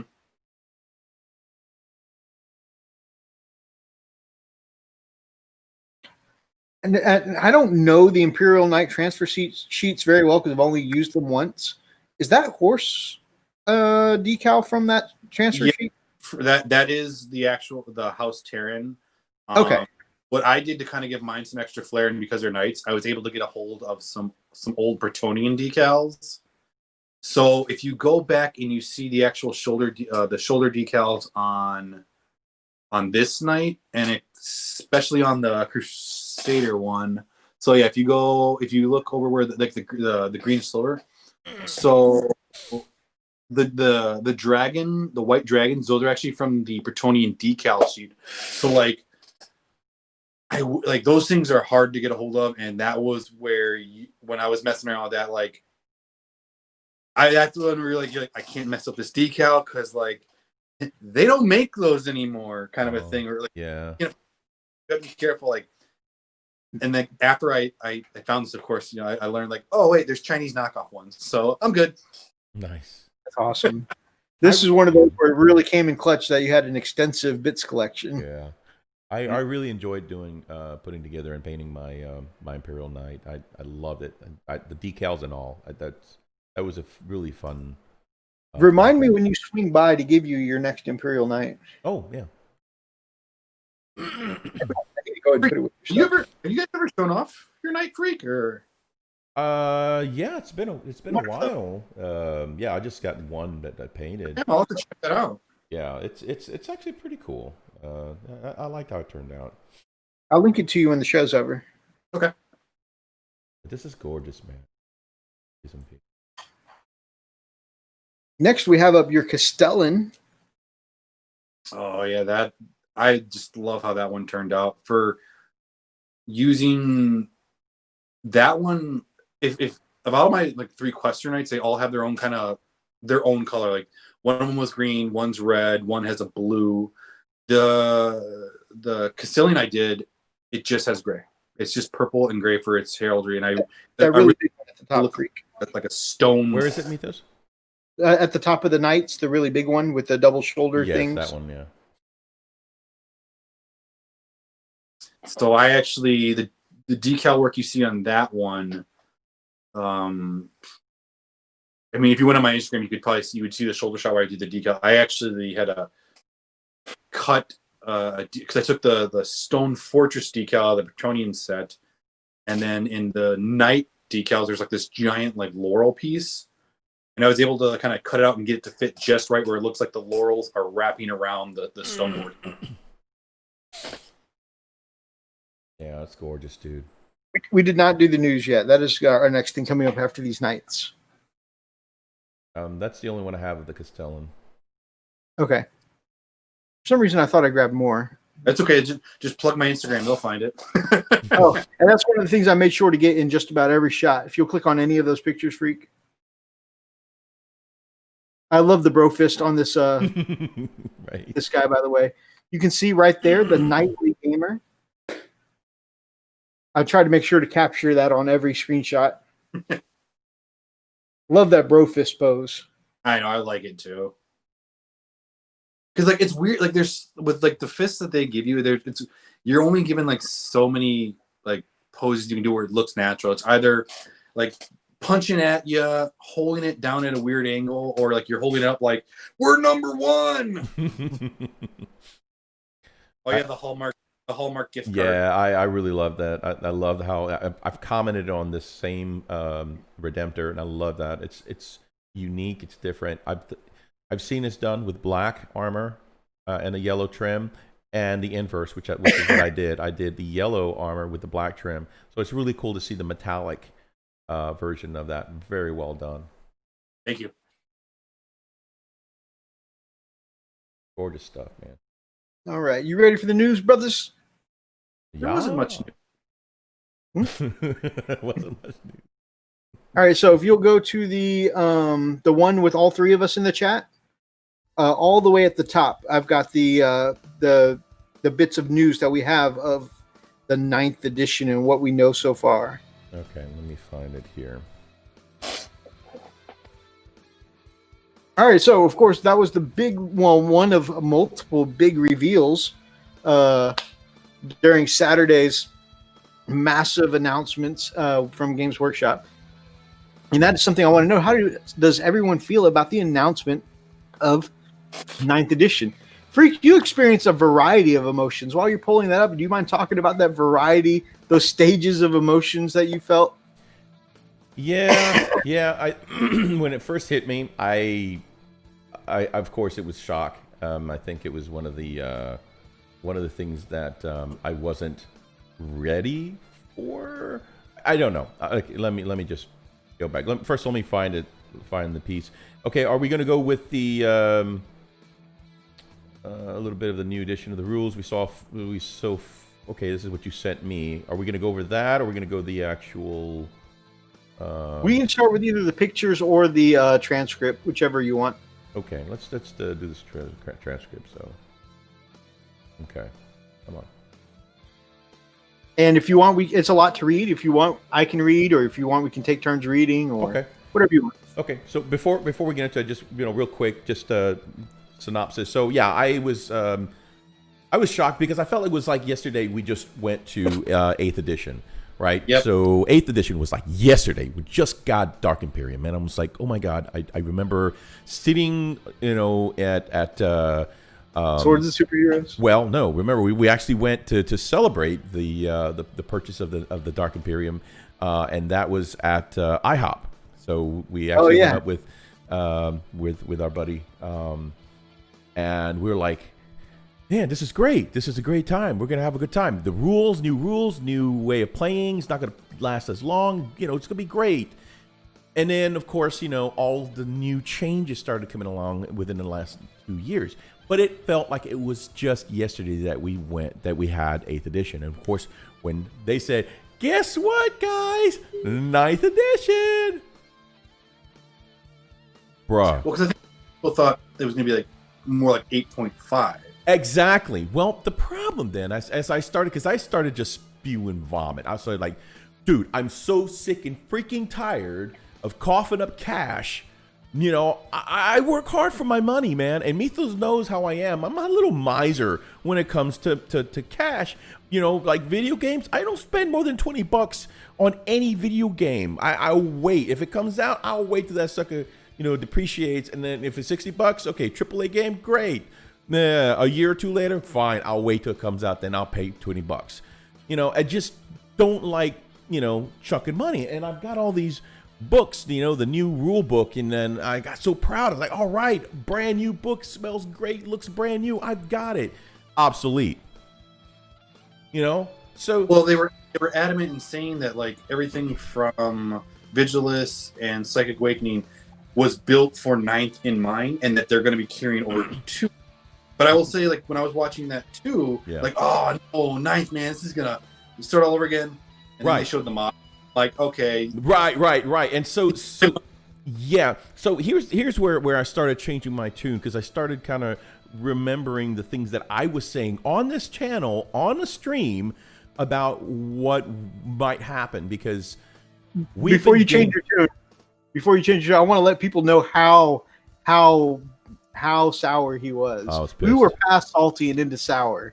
Yeah, he was like, so sour. There was literally talk about putting all his models up on eBay. Yep. I'm done. That's where we were. Yeah, I was like, you know what, man? I'm so sick. And look, it's like every year, I was like, dude, every 2 years, to shell out 40, 60, average $100 just on rules? Screw that noise. I think eBay is going to have my money, you know, so I got to get it out of that. So screw it, man. I'll collect stamps, whatever, you know. I was so pissed.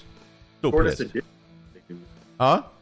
Going from 8th to 9th, this wasn't even the shortest edition. I believe 7th was the shortest. Again, I felt like it was just yesterday. I just got my 8th, so I started researching on when. I said, Mythos, when do we get our it seems like we just got it. He goes, dude, this is about 3 years ago. I'm like, it probably felt like that though, because we have gotten in fewer games in 8th edition and 7th, unfortunately. And so then I started processing and thinking, you know what though, we've got a lot of different Q&As, a lot of erratas, you know, a lot of changes that kind of help clean up 8th edition. And I'm thinking, okay, so after I kind of saw how they are implementing the changes, but they're basically saying, hey, yeah, for the most part, your codexes are built for 9th edition. You used them, you can still use them. The newer ones, like all the supplements and all that, they are built for the new edition. And I'm like, oh, okay. So in a sense, I felt, okay, so I think it sounds to me like they're taking 8th edition, cleaned it up, and then repackaged it with a few other changes, but, you know, created a 9th edition. And I'm like, okay, I don't see the problem. And of course, I felt better knowing that it was longer than just 2 years, you know, because honestly, man, I'm serious. If they tried this within a year, I'm going to say this here. I'm not that hardcore. No, a year? Hell no. No, not just no, but frig no. I'm not doing it. I'm not shelling cash out for a new, you know, for new everything, you know, just to play a game. I do enjoy the game. I love the hobby, but I'm not going to, you know, throw my cash out for you know, especially to a company who doesn't make up their freaking mind. You know, that's how I felt. And so, but, you know, again, coming back down to earth, realize, okay, well, it's been a while now, and which is not bad. 2.5, 3 years roughly, you know, which is not bad. And yes, I believe you're right. The 7th edition may have been like the shortest running, you know, time between editions. So, hey, you know, if you think about it, actually, this will be our 3rd edition. We've gone from being the noobs to like, this almost gives us a little, you know, we're some of the more experienced guys at this point. Yeah, with very little games. With very few games in. So, but I had a friend from our Houston, well, not a friend, you know, someone from the hobby community reach out to me and said, hey, looking to get in some games. You know, I want to test out my tournament meta list. And I said, wow, if you're looking to practice for a tournament, this is the wrong guy. We are super casuals. No, but you're definitely lucky right. we get the rules right. I think them saying that the most recent rule books, the new codexes, the Psychic Awakening books, the Vigilus, all that stuff is not money wasted. I think that helped take some of the sting out for sure. Yeah, I agree. I totally agree. And you know what? Honestly, if I was thinking, you know, gosh, I hope they don't try to republish extra supplements for 8th edition, because it's already convoluted as it is with all the updates, the Q&As, and the erratas and all that junk. So I think a whole new wrap up with a few extras, I think that works out just fine. And so that's when I said, you know what, it makes sense. Let's go for it. I started to get excited, and then yes, Commodore. They did say they will eventually do 9th edition codexes, but they said all of your existing codexes are good to go into it. Right, and so like you said, Commodore, I saw the models. And I was like, bikes?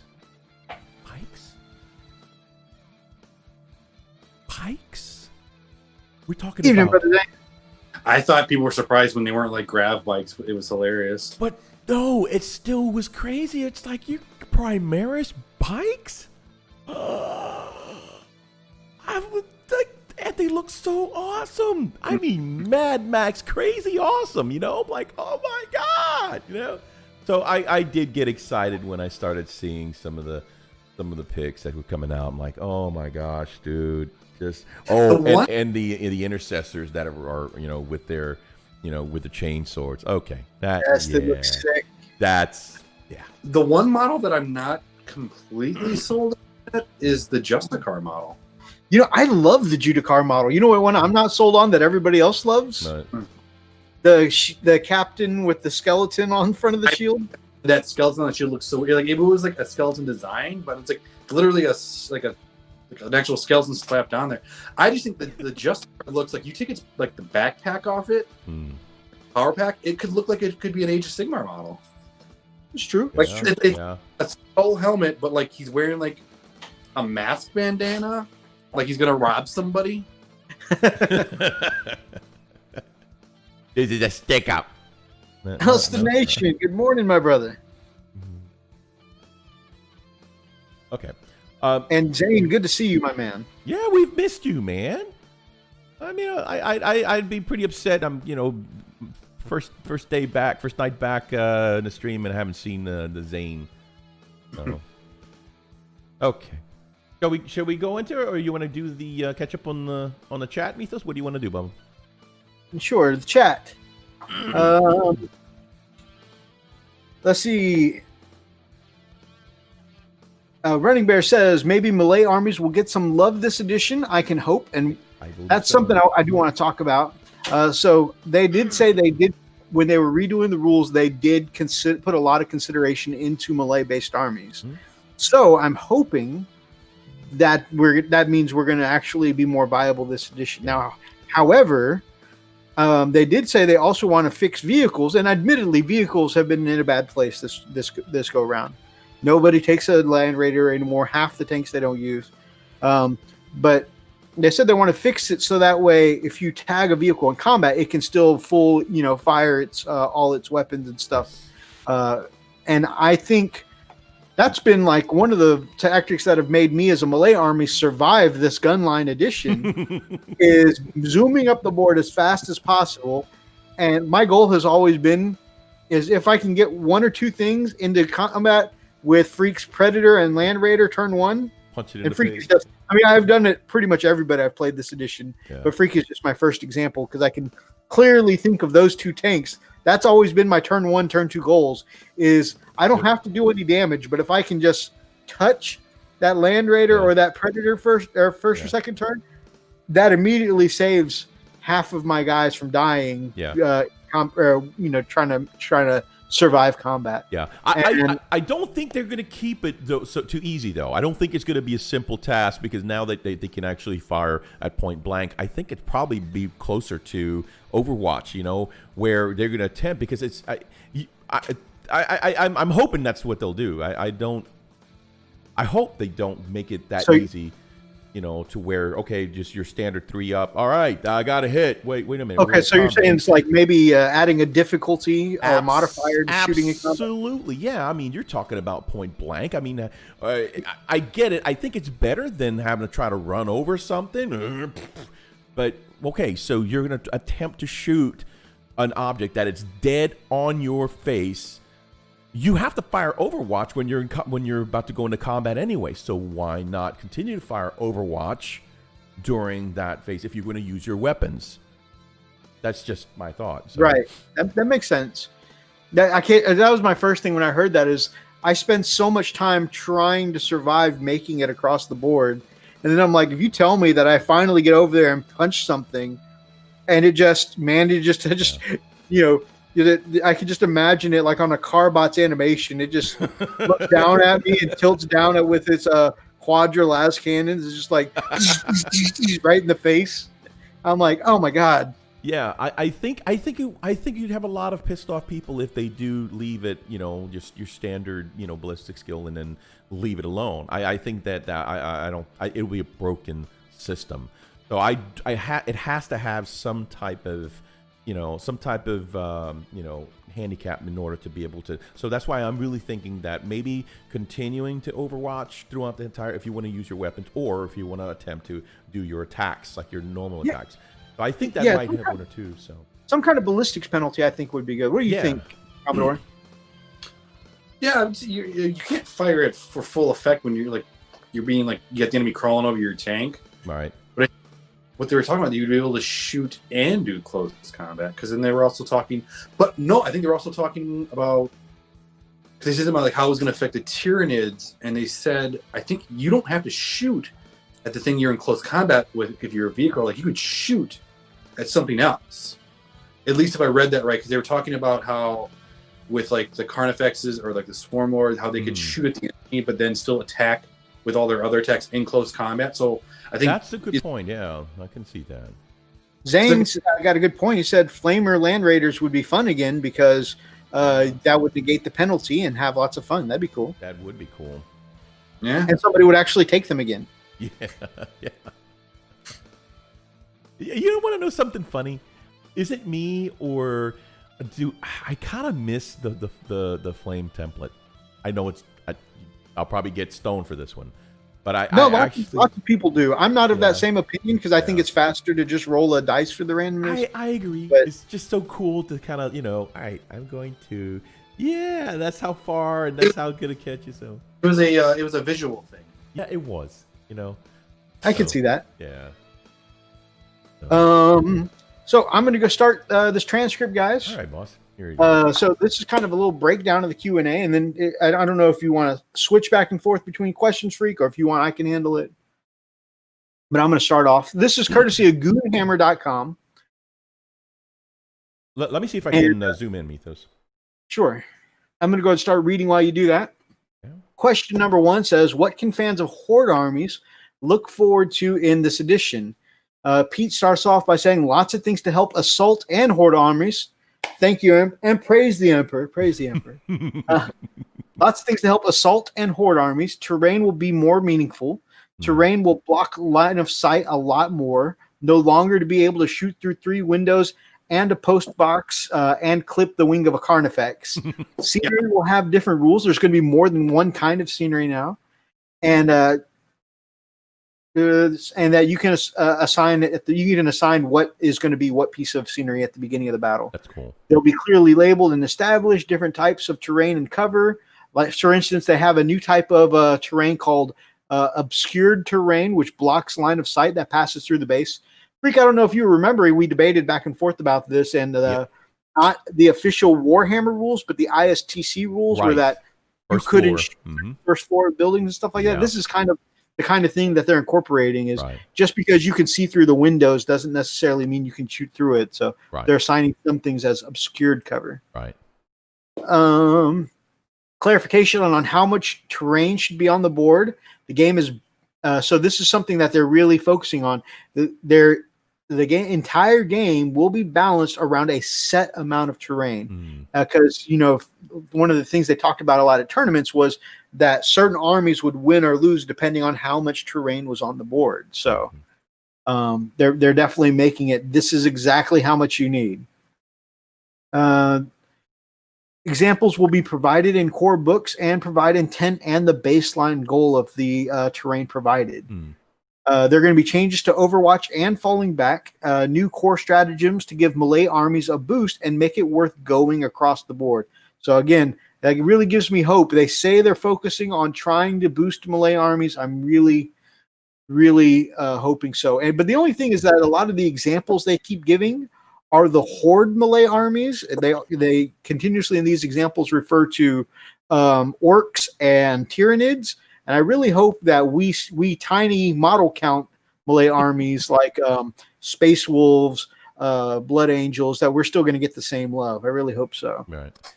They were also talking about like how horde armies might get like D bonuses, like how like shooting at a horde army you get, I would assume, like a better chance to hit, or your blast templates can wound more. They've got a blast rule that's going to be directly lined against horde armies. So that's in one of these transcripts too. So something about the terrain, I think that's kind of interesting, because in 8th edition there is something in there where you can attack or destroy terrain. So I'm wondering if they're going to incorporate that in 9th edition as well. And that's one of the things that one of the benefits of the Imperial Fist is that they actually can do a siege thing, and actually, I think it's a stratagem, if I'm not mistaken. They actually can go and attack, a wall or terrain, if you will. So I'll be interesting to see how that would play out. I agree. Question number 2: will the core turn mechanics be changing? Some people thought it might go to a kill team style, I go, you go kind of system. The answer is no.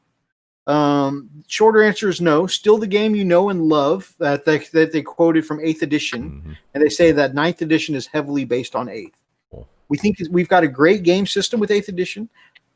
Lots of ways to add to it. No intent to set fire to it all like they did with 7th edition. Right. It's not necessary. The goal is to make the 8th edition experience even better. Uh-huh.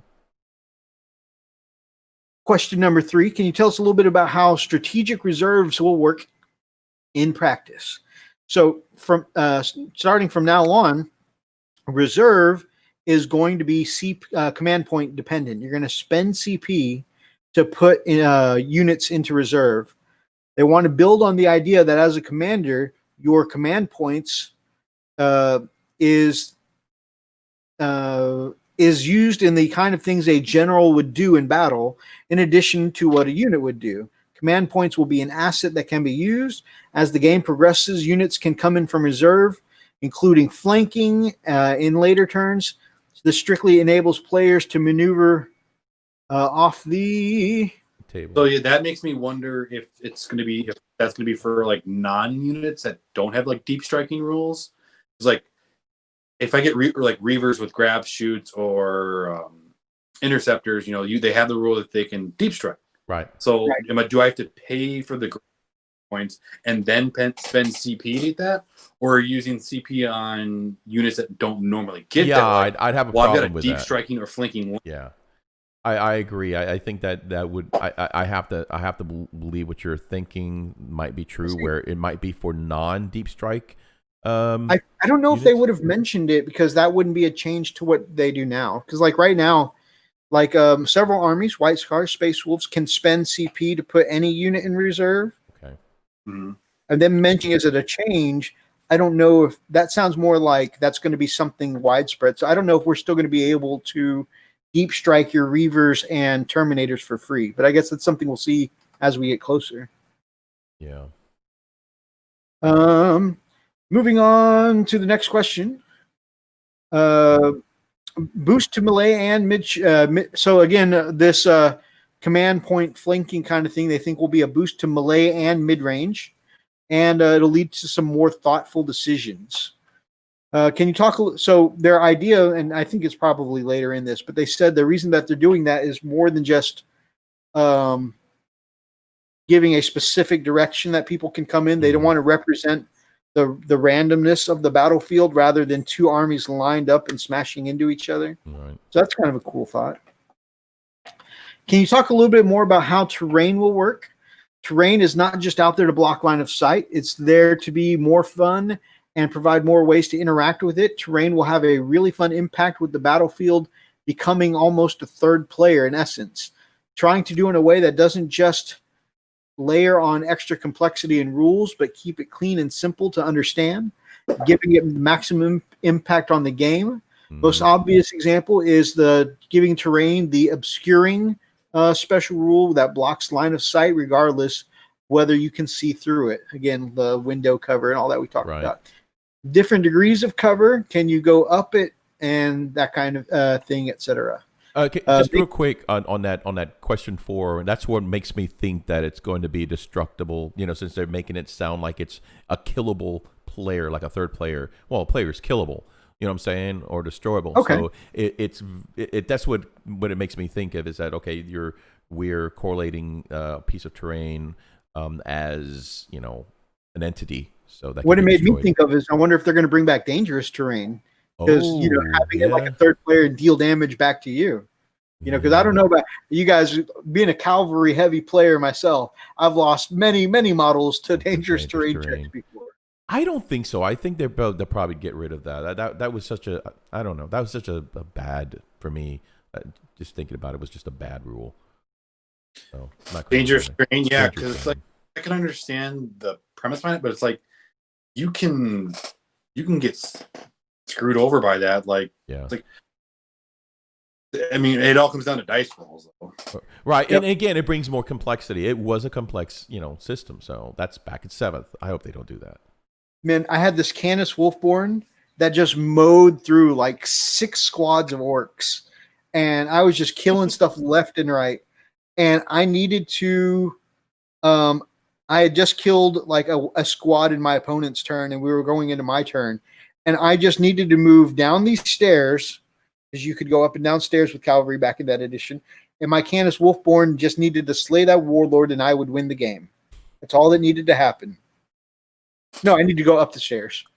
I went up the stairs, rolled a 1 for my dangerous terrain check, slew my own warlord in my turn. I just don't. I was like, you banana peeled. Cost me the game. I don't get that. Going back. Question number... Stu. Oh. Yeah. Still number 4.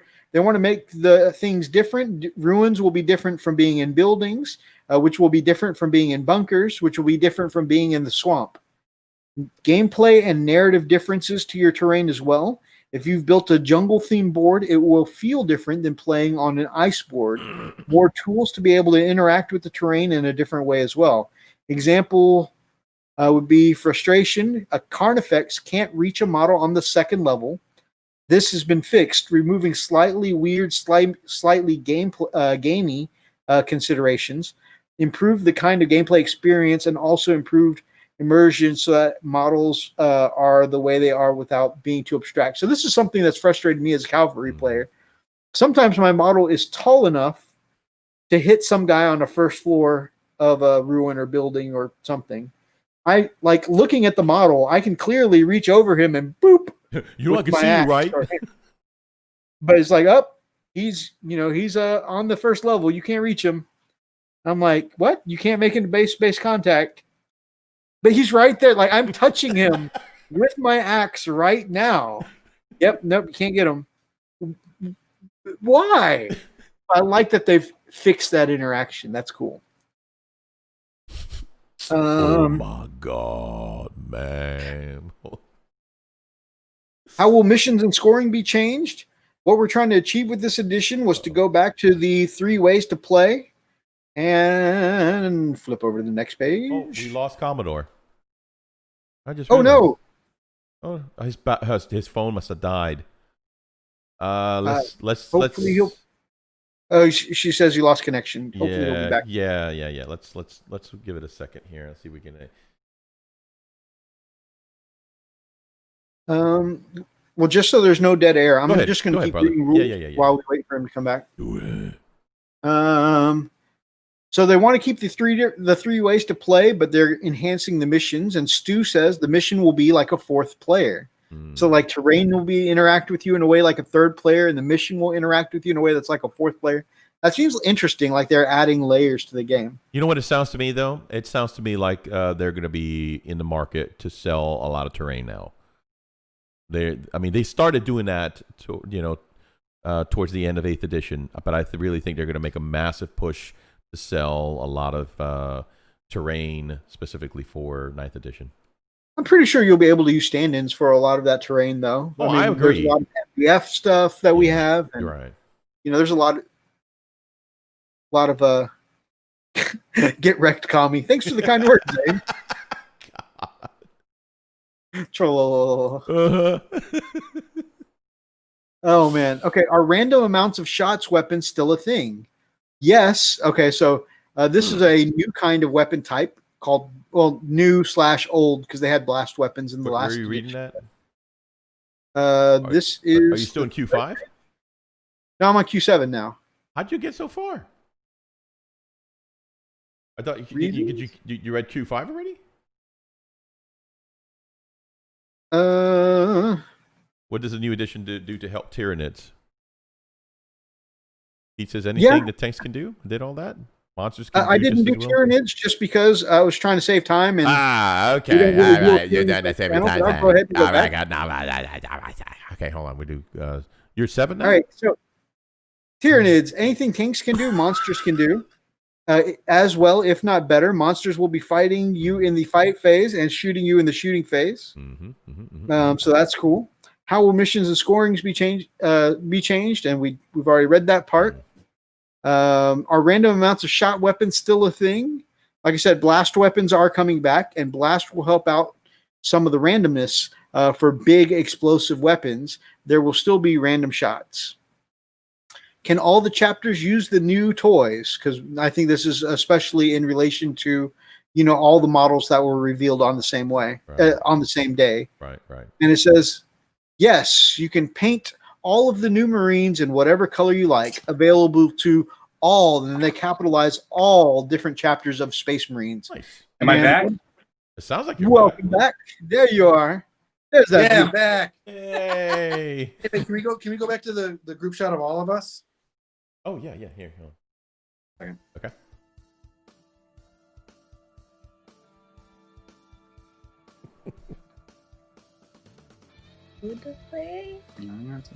Oh. There he is. Hey, these are your kind words for you, Zane. Jesus. Okay. You good? You good, man? You feel better? A little all right. Yeah, I was having some issues with Wi-Fi, so all right, we're good. It's all gravy, baby. So they made sure to say, including Death Watch. What about Death Watch? What about it? Yes, there are some plans in their head around Death Watch, listening to the community. So a lot of people were frustrated that instead of getting a Codex supplement, Death Watch only got an article in White Dwarf. Right. They said they're here that they have plenty of plans for Death Watch. They're listening to the community. Pretty soon, after the release of 9th edition, the fruits of their labors will be revealed. So it sounds like one of the early factions getting some love in 9th edition will be Death Watch. Yep. I almost played Death Watch, but then I realized that I was tired of painting Black Armored Marines. Now, this is something interesting. So a lot of people are saying that they're paraphrasing, right? And sometimes when we paraphrase, we misconstrue. But something I've heard a lot of different streamers say is that they said that they're not getting rid of tacticals anytime in this edition. But what their actual phrasing is, and I made sure to look up all of their transcripts and everywhere I could find, and nowhere have they actually said that specifically. They said, are my old Space Marines still okay to use? And Yeah, I'm they not got to put them on that shield for that captain. Yeah, we're going to use them right on the front of the shield. I'm not saying like, sometime next month they're going to discontinue, but like, I just want to keep everyone's mind open that just because they say they're still okay to use doesn't mean they're not going to stop supporting them. Like right now, I mean, we already see they're probably going to want to still continue to sell their tactical Marines until all their stores and reserves are out. Right. But the moment they stop, like the moment we stop buying tactical Marines is when they're written off. They're going to be written off. Right.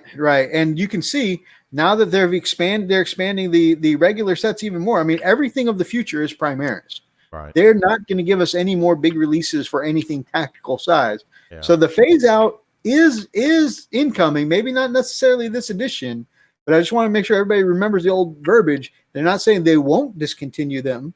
They say they're still okay to use. It could be an important, not necessarily, but could be an important turn of phrase. What other? Travis says that's a quote. The tactical Marines are going nowhere. That was in the other Q&A. I haven't seen that one, but I'm curious to see where that. I like to see that.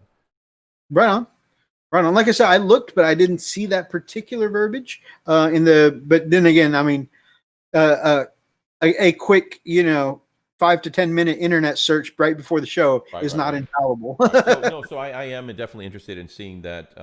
Big D, if you can forward that to us, that'd be great. So I can kind of have an idea. But also, I mean, if you look at they're going nowhere, still could also be they have their entire Legends book, right? Right, exactly. So they said we will be able to use Legends units forever. Right. So if they do phase them out, they could still be going nowhere by going into the Legends book. You know what I mean? Right. It'll be more of an obscured or different type of play style or system. Yeah. Sure. I have seen, you guys know I love the channel Modeling for Advantage. And one of the guys likes the look of Horus Heresy Marines more than Primaris. So he has done all of his Primaris units converted by using Horus Heresy models. So he's making counts as intercessors, counts as incursors, and it looks pretty cool. Yep. Anyways, what other players? 211. What other major players may return this edition? They say really big and exciting ones, and I really hope that really big and exciting ones includes some guys. There needs to be a channel counter for every time I bitch about this, but any loyal Primarch. I hope it includes any loyal Primarch. Stu says, "Don't peek under the Christmas tree until Christmas." I really hope that is a reference to any loyal Primarch. Now, that's probably going to be starter set, I think. Huh? That's going to be the starter set. I mean, it's either starter set. I mean, I personally think that's probably the starter set too. And to me, because they still have a couple Psychic Awakening books to go through before they roll out the new edition, I'm thinking holiday time is the right time. Well, to go on. I was thinking when I did that, I was looking into like when Dark Imperium came out. That was the middle of June. The middle to end of June. June, right? So I mean, if everything had gone according to plan without the whole world going crazy, sure, would have been because I mean they have all those. They basically have the starter set models set and ready to go. At least from what we're assuming. Sure. Looking at some of those things That's and a good like point, yeah. I mean, they would have followed because what? Technically, the summer is the start of their new quarter, so they're going to want to start off with the starter set. Start that quarter with a whole bunch of cash flow coming in. But if they're thinking pushing that to Christmas, Christmas time is also when those Christmas one-time box right, those Battle Force boxes. Yep, which are some of the best deals out there. Absolutely. Yeah. I really, because if you look at the Gathering Storm, they waited until the entire Gathering Storm trilogy was done. They did Warzone, Fenris, and then Gathering Storm, and then Fall of Cadia. They did that whole trilogy and wrapped it up in a neat little bow, and then moved on to 8th edition, right? And I feel like they're going to do the same thing with the Psychic Awakening books. Wait till the Psychic Awakening books finish up, wrap it all up in a neat little bow, boom, move on to 9th edition. Which Yeah, Running Bear was talking about ninth edition being the Wolf time. I think ninth edition is going to be pretty like they're like from what they said, the Imperium's going to be struggling. So Yeah. I mean, if Russ doesn't come back for that, what is it going to take?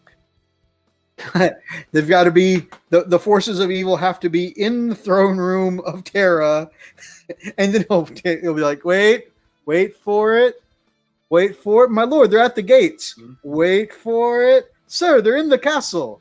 Wait for it, they're in the throne room now. They touched my ear. Then he comes out from behind the throne of Terra with Metallica's "Kill 'Em All" playing, you know. But I actually think if they're going to bring back a Primarch, at least a loyalist one from what people, Lionel Johnson, bring him back. I mean, he's been sleeping forever. You would have you could have a cool kind of like antagonist with him and Gilliman. Gilliman, like, I don't think Lionel Johnson would follow everything Gilliman has to say, and you could have some. And honestly, it could go either way there. Because Lion was sleeping in the rock, and now he's not. He's missing. Mm-hmm. Russ was gone, but then he showed up at the end of Warzone Fenris, and then walked off into the mist. And it's like, wait, no, brah, come back. Like, what are you doing? So both of them are up and awake and moving around. And there's Dorn. Recently. Yeah, we need Dorn back. Yep. There is beating the crap out of heretics. Yes. There is Dorn, but I was just referencing the two that were seen, or not seen, but referenced recently. Right, like Dorn. Yeah, absolutely. There was Dorn. He did the thing. I don't know if it was official artwork or anything, but wasn't there something with like Chorus Corvax, the Raven Guard front? I could have swore I saw something like that going on, but I mean that could have just been fan art, but it looked pretty darn good. But I mean, that was probably like that would be the least interesting one to bring back, in my opinion. I'm excited that there might be this, that might be an opportunity or a possibility that they may actually bring I don't care who it is, bring a loyalist. Yes, I will take Jagatai. I will take Vulcan. I will take Dorn. I will take the Lion, and of course, I love my boy Russ. Yeah. I'll take any of the loyalists. Give me, Korax. I'll take any of the loyalists. Yeah. I'm not gonna go back to bitching about the number of Chaos Primarchs to the. Well, they eventually have to bring Fulgrim. Like for the last couple of years, they've been doing this, alluding to Fulgrim and his. I just think he would be a cool looking model too. He would, and he is the most logical choice because he was actually like. Guardsmen laid eyes on him during this psychic awakening. He has been, hey, he's over there, right? So he has been directly referenced. Like I saw him very recently in Psychic Awakening, so he does make the most sense, especially with, the Fabius Bile and all that stuff coming around, and it makes sense. I don't want it, but it makes also Angron. Angron would be a great model to come out with too, because then finally redo Khorne Berserkers.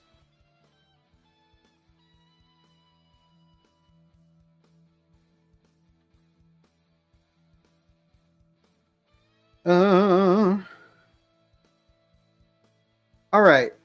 Next one. Oh, you have a comment from Modeling for Advantage Freak. They're glad to see you up and around, and they said it's good to hear your sweet voice. Are you all healed up? Thank you. About like I mentioned, on a scale of pain scale 1 to 10, I'm at about a 3.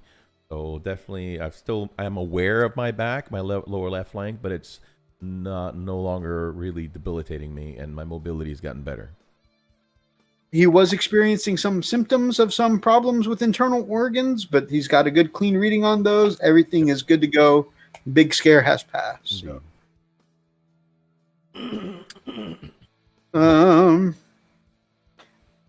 Moving on next. Do it. What can we expect from Forge World content like the Death Core?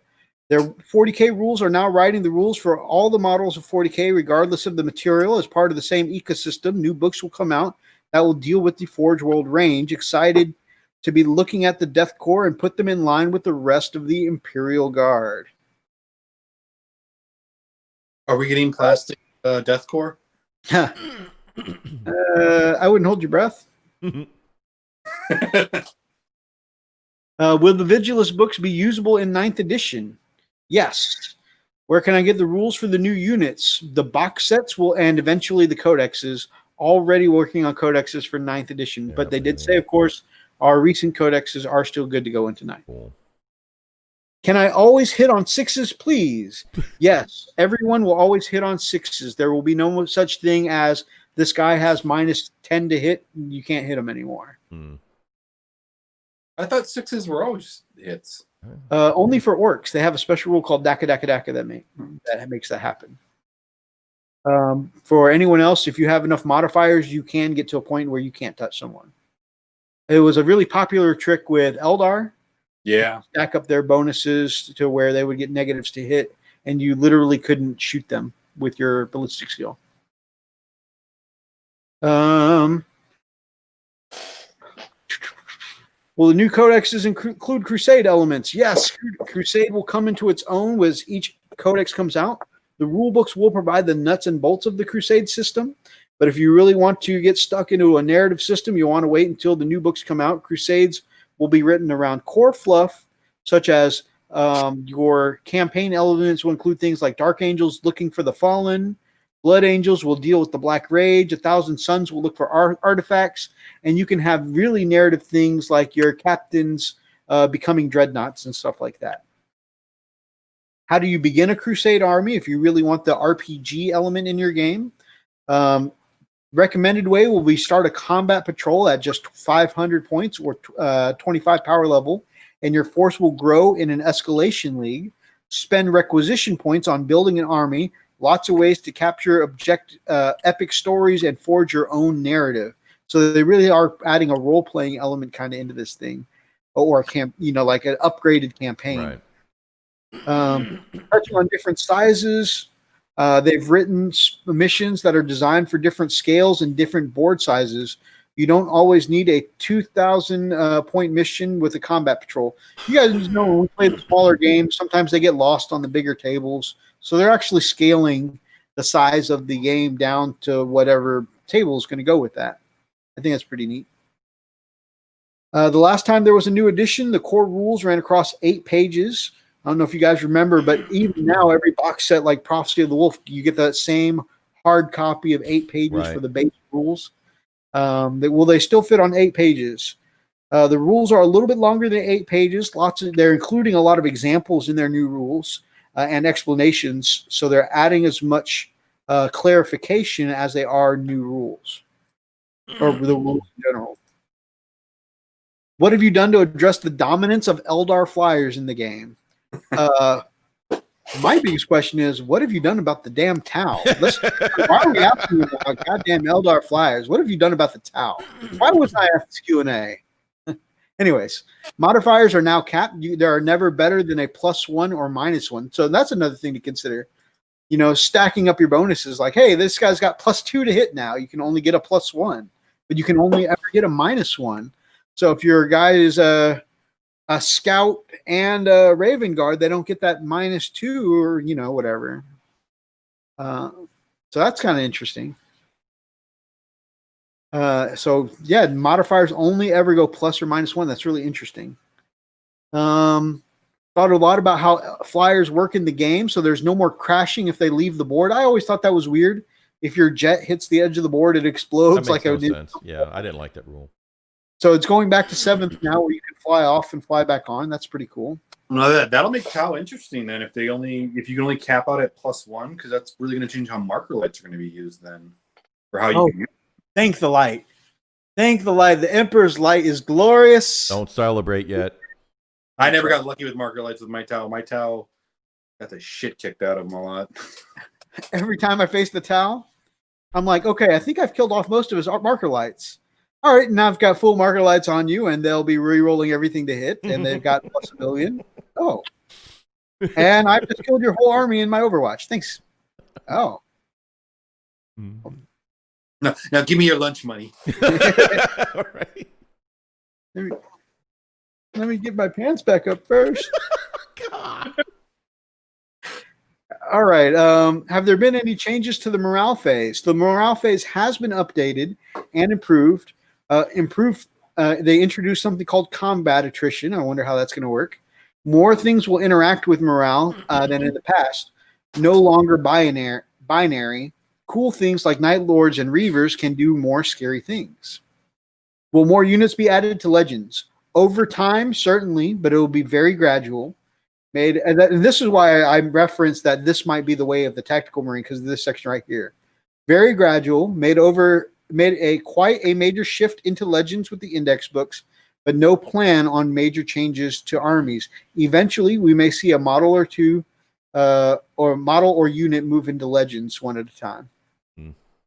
How will command points work? This is another interesting thing that I brought up with my White Scars earlier. So we really like the CP system and how it's used. We like being able to re-roll CP as an interesting mechanic. It gives a lot of flavor. Right. One issue is over the course of 8th is that some armies have had easy access to CPs while others don't. And we're leveling the playing field. Command points are now linked to the game size, and everybody will start with the same number of command points. That's cool. So, Yeah, that's good. that's why I was like, man, I was trying to gather my troop choices because I'm like, I never have command points, so now I need troop choices, and now I've kind of gathered my troop choices for nothing. Right. I've got 10 scouts here for no reason at the moment. Because even if you would try and play like a fluffy list for like White Scars, even if you do the what is it, the Vanguard deployment, wherever you base it around fast attack or whatever. Yep, Outrider. Yeah, all right, +1 command point. Yep. And Yep. if you were to do a brigade, which is you have to do the minimum 3 troops or whatever, that gives you a minimum +3 or something. 5. Yeah, 5 for a battalion. So Yeah. and that's the way a lot of our games go. Freak has brought a double battalion before, and I brought an Outrider, and I have all these fast White Scars, and I have 3 command points because I spent 1 command point at the beginning of the game. And how many do you have, Freak? He's like, okay, let's see, 2 battalions. That's 5, 10 plus the 3. I've got 13 command points at the beginning. Holy crap! 13 command points to 3 just feels so ouch. You want to give me your lunch money now or after? Right. Well, unfortunately for a Freak, he's got to remember to use those 13 command points. But where's the mute button? I love Freak, but sometimes we get to the end of the game and he's like, man, I wish I had done better. I'm like, how many command points you got left? He's like, 13. 9. Why weren't you spending those? Spending what? Oh man, good times. He takes advantage of my oldness.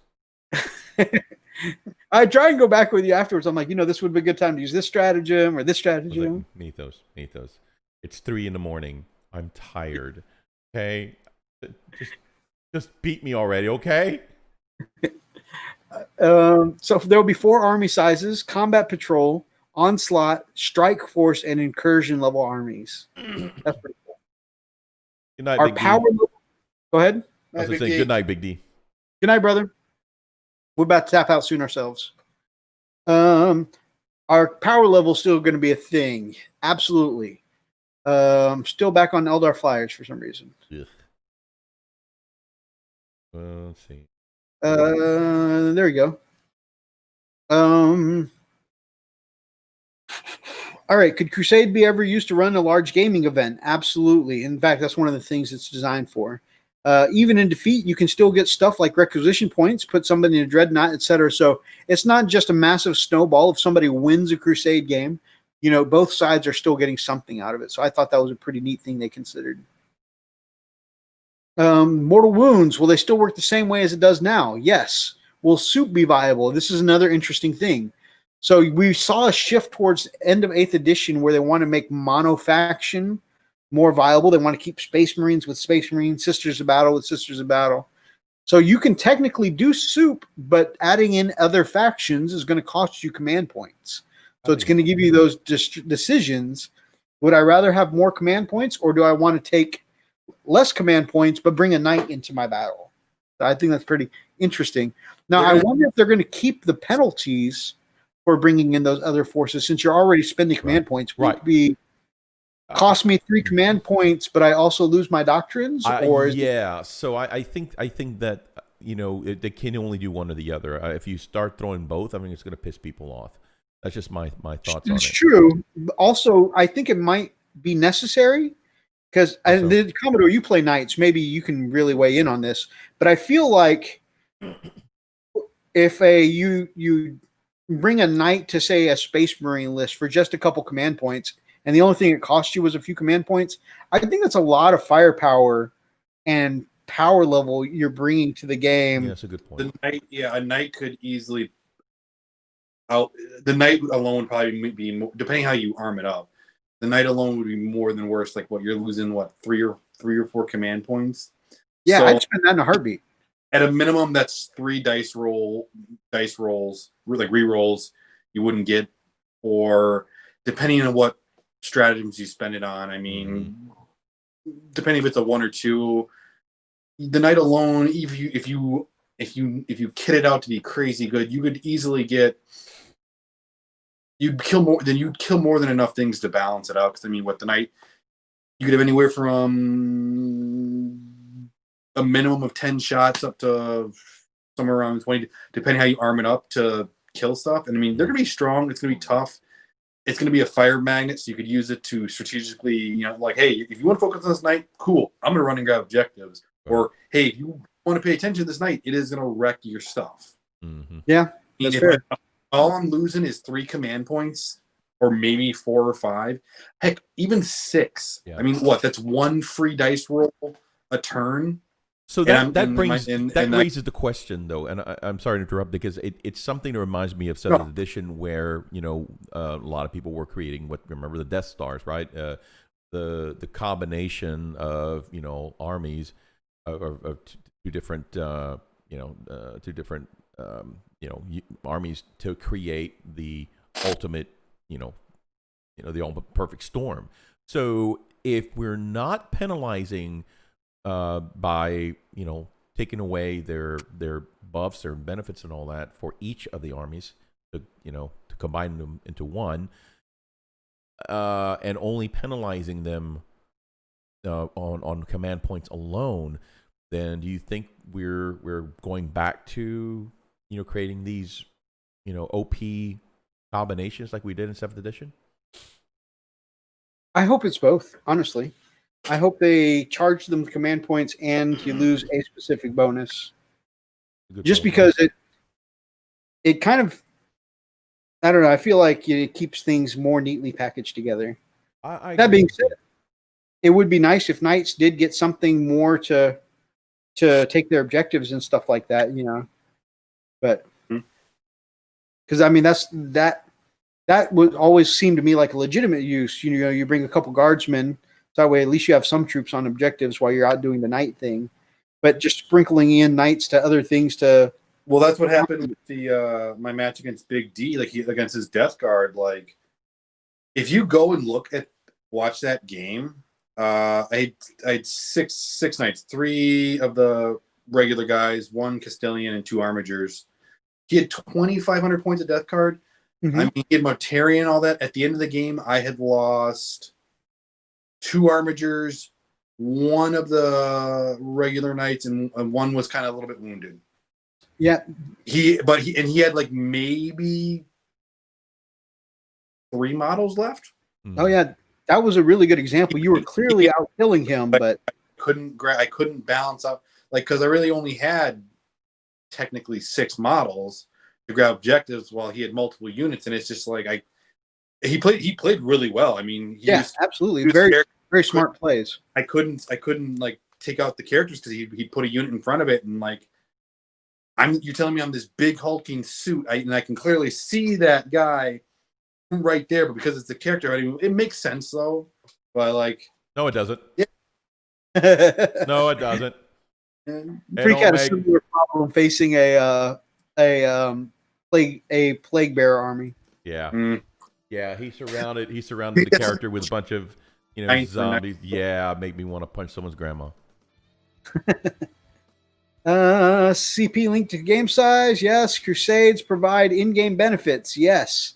Once a unit, for instance, if you kill characters, you can get a bonus that make you eventually level up to be an assassin. Once a unit becomes veterans, they stay veterans. Balance mechanic is built in, so it's kind of cool that if you go through Crusade, you're kind of getting the RPG feel of leveling up. You know? Well, people still need to include troops. It says kind of in the way you do now, but with more flexibility. And this is one thing I'm really excited about. Yeah, so since your detachments don't determine your CP anymore, you build the army you want to play. So if I want to build an all-bike army, it's a lot more viable now, I think. Yeah. What defines a blast weapon and what defines a horde?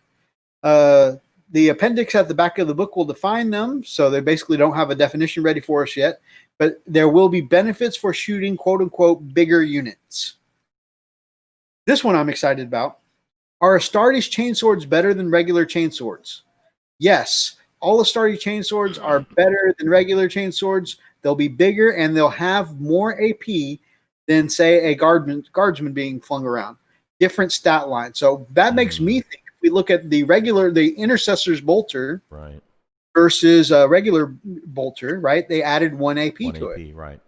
So I'm thinking the chainsword will also be 1 AP. And then you get into combat doctrine, and that's 2 AP on a freaking chainsword. Right. So I'm really stoked about that possibility. That is what chainswords to me are supposed to be. Agreed.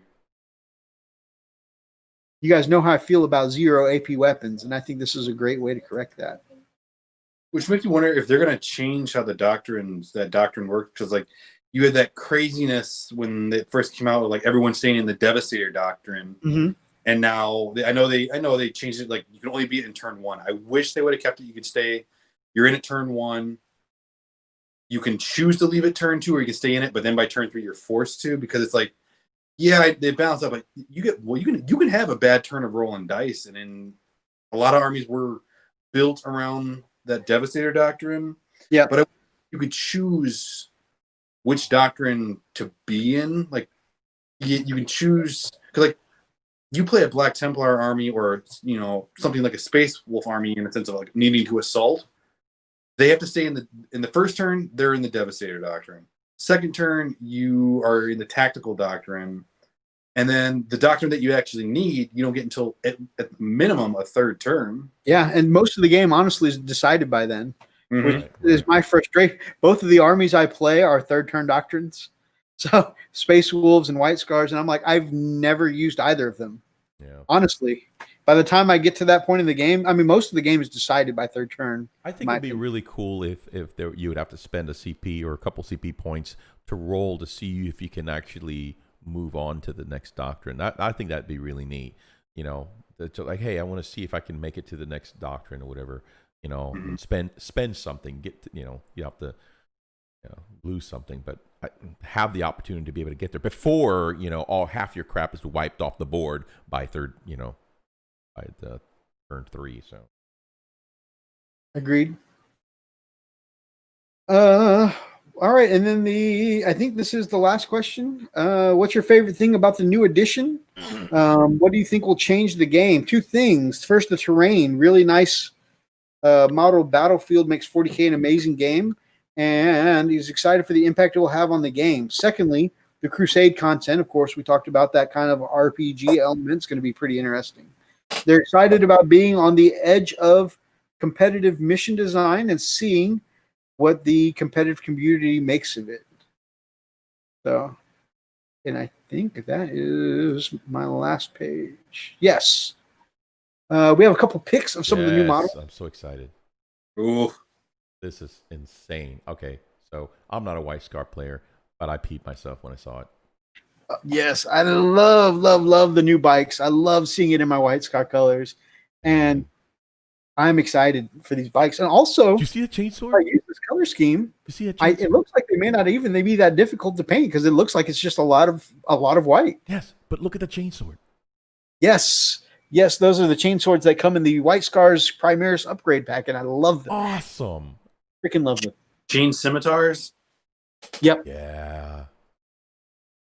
Those are amazing. But the funny thing was, on a lot of like the groups I follow and all that, when they showed those bikes, people were complaining about like, well, how do they get over inclines and small bumps? I'm like, it's literally a dude in giant power armor with a chainsaw, and that's what you're worried about? Yeah, that's so freaking cool. They look like hurricane bolters. Oh, maybe Yeah, it's gonna be wondering if you can change out what kind of bolters they are. Yeah, like That would be cool. Just bikes with like bolters. Bikes with the sniper bolters on them. And oh, dude, I'm telling you, if you can put them with hurricane bolters, I'm gonna definitely take them with my Imperial Fist. Oh, that'll be so. I'm assuming they're probably either going to be assault bolt rifles or look at this standard pattern kind of thing. I mean, even if they're standard bolters, heck. Or they'd be like, I'd assume they're going to be bolt rifles. Like, yeah, that would be cool. Yeah, they definitely look like your regular bolters, but they're. Bikes that come with a built-in -1 AP would be amazing. That would be great. Yeah, the Primaris, they should be, honestly. Look at that. That's just amazing. That's sexy as hell. Oh heck yeah! I have to say, I love all the bikes, but got to throw some love to my Wolves. But look at that Blood Ravens one with the racing stripe. Yeah, kind of gives it almost a Kawasaki kind of look. Mm-hmm. Yeah, it does. That's pretty cool. Yeah, I know they had to show all like the main chapters, but it's funny that like 3 of those bikes on there are straight black. Yeah. Yeah. Yep. Oof. I was actually talking to some converter. I think if you could see how those bikes are put together, they'd be really cool count as like Thunderwolf cavalry if you model them right. Like put a wolf on the front of the bike. That would be cool. Mm-hmm. Except for I love the Thunderwolf models, but for someone else that would be amazing. I like your idea. I'm not going to use it. All right. Oh, avocado. Thanks. Yeah, it's not the right idea for me, but I'm going to catch up in the chat real quick, or attempt to. Probably missed a lot. Actually, I didn't miss that much. Armored Infantry Division led by a Dreadnought captain. That would be awesome. Heading out to slay Xenos. Not an official model. I meant official rules. I think it would be cool that a Librarian Dreadnought, Chaplain Dread, and Captain Dread. That would be awesome. Tau Salt. I always got to throw in some Tau Salt to, kind of keep it my show, right? It wouldn't be, it's got to be, and of course, there's opportunity here, plenty with the new stuff coming out for Freak to throw in some of his anti-Necron salt. Yeah, screw those guys. Zane says his goal was to make a brigade, battalion, super heavy guard of an army, or army of guard, mostly infantry. Would be fun just from scale. Interesting. We said goodnight to D. Hope he has a great night. Interesting to see what they do with regards to the talents of the Emperor, because Custodes need some anti-psychic. I really hope they make them one group. That would be really cool. Those shield guys look amazing. Yeah, they do. I mean, for me, not the one with the throws me off though. Carcass on front, but the one thing that throws me off with the shield guys, if you notice, like they have their tabards on underneath the armor, and like every other model we've seen so far, they always put their tabard on over the armor. So it's kind of odd. It looks cool. It's just it looks this is odd. It's kind of like they've done the armor on the Stormcast Eternals, which a lot of people say were kind of like them testing the waters for Primaris. Mm-hmm. It's a very similar design how they do the tabards under the breastplate for the Stormcast. I do love the shields though. Running Bear, to me, I like to see chain swords not have AP, but have one damage more and then one more during routes. Oh, sustained damage. One right away. I would rather have AP. So many. I mean, like Blood Claws are a great example. I have literally thrown almost 40 chain sword attacks against Freak for him to lose like one model. Just because everybody, lots of people, and except for, sometimes me, lots of people can make a 3-up save. So, a 3-up save is like nothing. And actually 2-up if you're going against Terminator, I would rather have AP over the extra damage on chainswords any day of the week. Mm-hmm. Another example is just the other night, Freak and I were playing on Tabletop Simulator. I threw in 30 attacks from a 10-man squad of 10-man squad of scouts, and I put like 4 wounds on his lieutenant and killed 1 Primaris guy. And then he turned around with his Primaris Marines and killed me in my own charge. He killed all 10 of my scouts. So yeah, a 0 AP versus a 3-up save is virtually worthless. Good. Yeah. I really love that Judicator model you put up. I do too. I really think it's cool. Grim. I don't know. It's something about that look. It's very edgy, and I like it. Somebody did a Space Wolf version of that with a Space Wolf head and a Fenrisian wolf instead of a lantern. That would be awesome. Like he was out taking the dog for a walk. It looked awesome. A virtual battle records the Tabletop Simulator. Oh yeah, lots of people have been doing those. It's pretty interesting. Although it's not as engaging like visually, but Yeah. it's pretty cool. For new Primaris Lieutenant, of course, they can't do a new edition without a new Primaris Lieutenant. What do you think of the combination of plasma pistol with sword and shield, Freak? Looks pretty awesome. It's a little bit pretty cool. Yeah, I Actually, kind of like the idea that you're not just you're isolated to having a master crafted bolt rifle. I think this is it's a nice touch actually. it's not a plasma. It's what they're calling a Volkite pistol. Oh, So Volkite. it's like something like they That's said right. like heresy players would know about what like the Volkite pistols are. So That's awesome. And most of the time on our characters, we got to give up all of our shooting weapons to go melee and shield. mhm. This comes with all 3. That's pretty awesome. I'm not sure about the groin holsters. Yeah, tucked in the front, like he's gone all thug with it, but if he Volkites off his nuts, he'll learn. I fight for the Emperor, homie. Oh God. Oh, and then he shot off his testicles. Oh my balls! They're Space Marines. They don't have testicles. Oh, That's fair. That's fair. That's why they're comfortable putting them there. It all makes sense now. rip.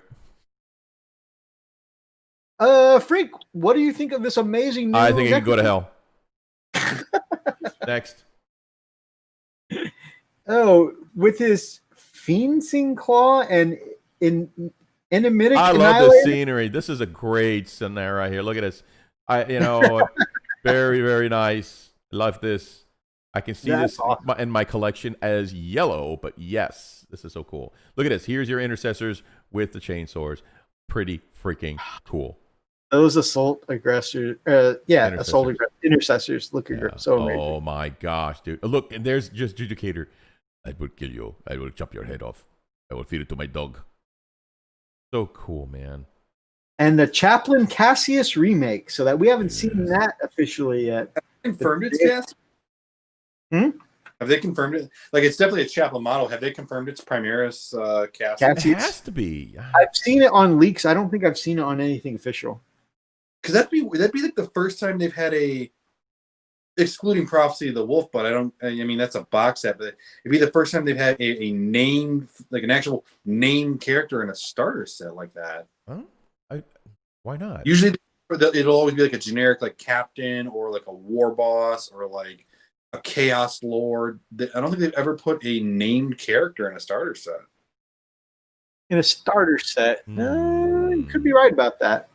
Well, Yeah. So looking at Betrayal of Calth, you're right. Looking at Dark Imperium, you're right. right, but they did it for Here, okay, man, just calm down. what's To what? You said you right twice. That's 2 drinks right there. He's gonna be totally smashed after this.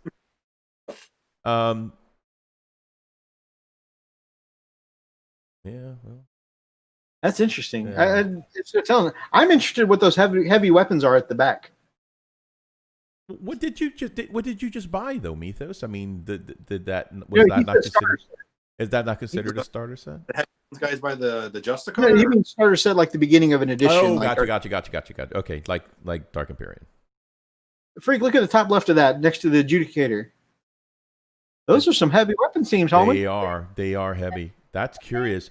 You notice though, it looks So like rumor around the internet are there's some kind of Melta-based weapon, but they look a little far back on the board. dude. I'm really interested. Well, if you think about it, what if they're Primaris Devastators and they're using their Primaris version of a Melta gun? Yeah, it is a three-man squad Melta Bolter combi team. Right, and of course, the reason I say that, and I say that's the rumor going around the internet, is because this is a quote unquote leak pick. This is not an official. Right. This is not an official list here. So I know that's what it says here, but that could be somebody's interpretation that this is a Melta weapon, and that's why I want. Doesn't it give you more of a flamer vibe though? Oh. Yeah, I can't see it detailed enough. But yeah. If the thing I wanted to say and why I wanted to stir that up is because I think Kami's got a good point. What if it is a Melta weapon and it's like our first really ranged Melta weapon, right? I'd say like the bolt rifle gave an extra like 6 inches to the bolt gun. Exactly. Multi-melt kind of style thing. 30 inches doesn't sound. It doesn't sound like it gives you range, but it doesn't sound too ridiculous to where you're multi-melting someone across the table. Exactly, and that's like similar to heavy bolter range, where you could leave them kind of sitting towards the back like a heavy bolter devastator, and maybe move up if you needed to. Sure. That seems like a really good mid-range. A mid-range Melta weapon sounds amazing. Mm-hmm. And then for modeling advantage, saying they don't believe they're going to give us all those characters in the starter set. I mean, it's more. I'll definitely say that, but I mean, Dark Imperium. When these rumors, when they start showing these pictures, counted all the models. Dark Imperium had like 53 models in there. I think we counted roughly what you could see from the pictures and taking some guesses on the Necron stuff. Right. It was a few models more, but you got to think Dark Imperium came out and that sold like gangbusters, and people wanted that and keep buying that up until like there are people who are still buying that now because I mean, unfortunately, there's only some certain models that you can only get in that, but it was such a great deal. Yeah. It was a phenomenal deal. And you got to think, you always got to top yourself. They can't go backwards. And let's count. There was the Gravis Captain, which you still can't get. Yep. There was the Lieutenant that came with the pistol, the Lieutenant that came with the sword, and the Banner, the Ancient, the Primaris Ancient. So that's 4 characters on just the Space Marine side there. Let's go back to that group pick. But modeling for advantage, when we kind of counted what they were showing on the Necron side, 20 of those Necrons looked like they were like warriors, which are better than Poxwalkers, but there were also a lot of Scarabs that looked like too. So I think that's how they're going to kind of balance it out. But I also think the starter set's going to be, it's definitely going to be more than what Dark Imperium was. So I think that's how they're going to balance it out. So Shield Lieutenant, Shield Captain, that's 2. The Judicator and this Ancient guy here, that's 4. So that's it right there. So maybe if this is a named character, maybe he'll be sold alongside the main box. Could be. Or maybe they'll just go from 4 to 5. It's an interesting call. Well, it's also I'm wondering what the Justicar is supposed to be. Is it a whole separate thing? Like it seems like it's in black armor, so it's going to be something in regards to like the chaplain side. Right. But like there's a leaked. Going to kind of be like how you have stats going around saying that it gets bonuses to something called Firstborn. I'm interested to see. So right now, because that's the only snippet we really know is that it's going to give something of a bonus against something called Firstborn. Right. We don't really know what the role of the Judicator is going to be yet. It's a brand new from the ground up unit or models. I'm wondering if it's going to be something like how they had like the Phobos Librarian and the Phobos Lieutenants. Like, is it just going to be a chaplain in different armor? To answer Mini War Mutt, Burning of Prospero is the second 30K box. The starter set would have been considered Betrayal at Cal.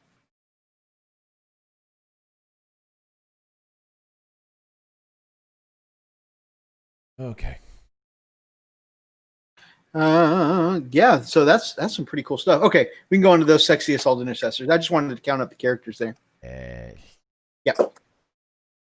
And after that, we'll get some closing thoughts. Unfortunately, though, our news did go on a little long, and we definitely I love the news, dude. This is much needed, bro. it's exciting news. I'm just regretfully we did miss most Art of the Week. I know. But we did make up for it with Art of the Commodore. No, we covered some other stuff too. Yeah. I was mostly joking. Yeah. I really like the fact that, you've got options here. Oh my gosh, there are options here. You got your bolter. Yeah, pew, very pew. different poses. They're all dynamic. I'm wondering though, are they going to actually, are they going to leave it at no AP, or are they going to actually do the -1 AP on these bolters because they're, badasses? So some people say they might be -1, like the heavy pistols that the Reavers have. Right. And some people say that they might be just regular bolters. And honestly, so they look like the Reavers bolters. But honestly, I'm okay if they're just regular bolters if they give us AP on the chainsaw. Yeah, it would be definitely a bonus if they did on both, though. The Reavers knives have AP -1. Mm-hmm. The big knife. So you're telling me a giant knife, the Australian size knife, is going to do more damage than a chainsword? If the chainswords are AP 0? I totally get it. I'm just saying, like, if I had to pick, if they only upgrade one thing for me, I would pick the sword. Because, I mean, if you think about what Assault Marines do, or in my case, Blood Claws, one of the downfalls of an Assault Marine is if you get in too many pistol shots, you can accidentally kill and make that charge you were trying to make longer. Mm-hmm. Something I used to happen to me all the time when I was playing Freak in the early games is I would shoot with my Blood Claws and kill 2 or 3 of his guys, and he'd remove those front guys. And I'm like, all right, I just need a 6-inch. Oh shit, a 9-inch charge. Yep. Yeah, that's back in the I think with that 7th edition, you had to remove models from wherever shooting came from, so you could really screw yourself up. I mean, but even now, you take away models from wherever you want. You pick whichever model you want to take. So if they just want you to not make the charge, you just take away the models closest to, So if I got to pick one or the other, I would rather make it into combat and use the chain swords than fail the charge because I shot too many things.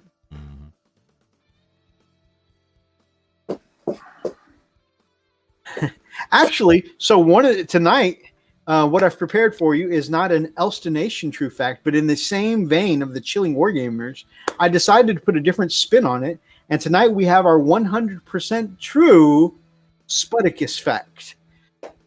And here's a fact for those of you who have followed the show or are already fans of the Chilling Wargamers. So a lot of the times, Spud has said on a couple of different occasions on his show that typically when they force changes into Warhammer, it's because he's already completed it. And so in this case, we have a brand new spanking 9th edition coming up. Well, you guys may not know, but in a show a couple weeks ago from the Chilling Wargamers, they actually explained 8th edition to Spud and told him how detachments work and things like that, how to put together an army. Well, guys, in just a few short weeks, Spud has completed all of 8th edition, and we've been forced to move on to 9th. But we're seemingly getting some amazing models and cool rules. So, guys, all of you can thank Spud from the Chilling Wargamers for this brand new 9th edition because he completed 8th edition so hard. Thank you, Spud. Thank you. The gauntlet is down. The challenge is now. And that is your 100% true. Because the gauntlet It's like is down. The Elstonation gauntlet and is so down Crocodile right now. in the It's book. down. 100% true. Throwing my brush down. Spud fact because for the week. Gauntlet is down. You hear me? It's down. The gauntlet is down. The challenge is now. I'm taking you all out. Speaking I'm of the taking Chilling you- Wargamers, and I know I've mentioned them several times tonight, but you guys may have seen on their channel a Wargamer sandwich video challenge that he threw out. And I have made my Wargamer sandwich. I just got to edit the video, and soon you guys will get a video from me, my Wargamer sandwich entry challenge. So So good. I'm glad you enjoyed it, kiddo. All right. Commodore, any closing thoughts for the night, my brother? This was great having you on. It was fun. I like being here. I'm glad we finally got to do this. Closing words. Chase for perfection, but don't get lost doing it. Ooh, that's deep. That is a really great point. We talked earlier about trying to mess with something so much that you mess it up, right? So I think that is a great quote. Yeah, there's not enough cleaner to clean the gray matter after my head exploded all over the walls. Thank you for that. Freakaliciousness. Any closing thoughts for you, my brother? I am so glad to be back. Woo! Yay! And I'm hoping to have my shirt by next week. Suit ready for you, buddy. I need my shirt. So I think I'm planning tomorrow to stop by Mitha's house and get my crap. So I'm gonna go over there, swat the door in, say hi to Commander, and all right, man. With my shirt, here's your crap. I got a lot of plastic that came to the house. So yeah, it's gonna be like a hostage situation. All right, you put this stuff right over there on the ground, and then back away slowly, and then I'll give you the stuff. So it'll be weird. Speaking of those shirts, if you want a sexy Frosted Fist shirt like the Commodore is wearing, yeah, show. That's pretty hot. Or your Wolf Brother. Oh yeah, that looks good too. Or the sexy wall hanging. Or other stuff with your freak. Wait, no, not this one. Make sure you check out our links below and get your Frosted Fist stuff too. Hey, look, Frosted Fist merch.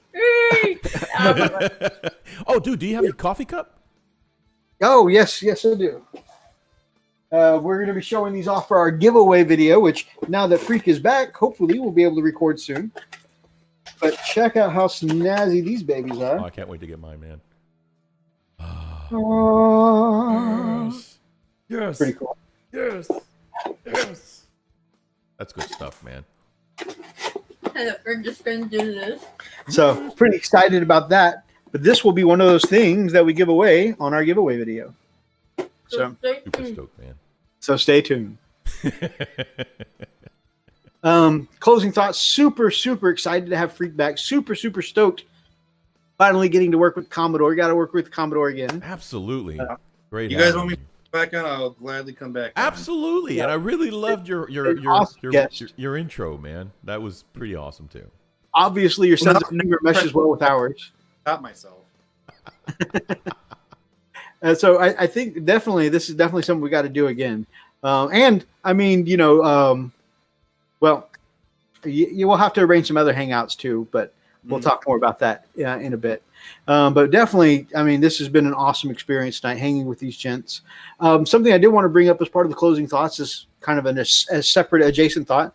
When I see Freak tomorrow, you guys have probably noticed that we missed our opportunity to have a May show for our Saturday UK friendly show with Freak being out 2 weeks this month, but it was more important that, of course, he rested up and healed up, and he's back to where he can be now, and is still in the process of healing. So we're gonna continue taking the rest of this month off as far as the Saturday show, but next month we will be back with a UK friendly show, and we'll probably start talking about a date to get that lined up. So.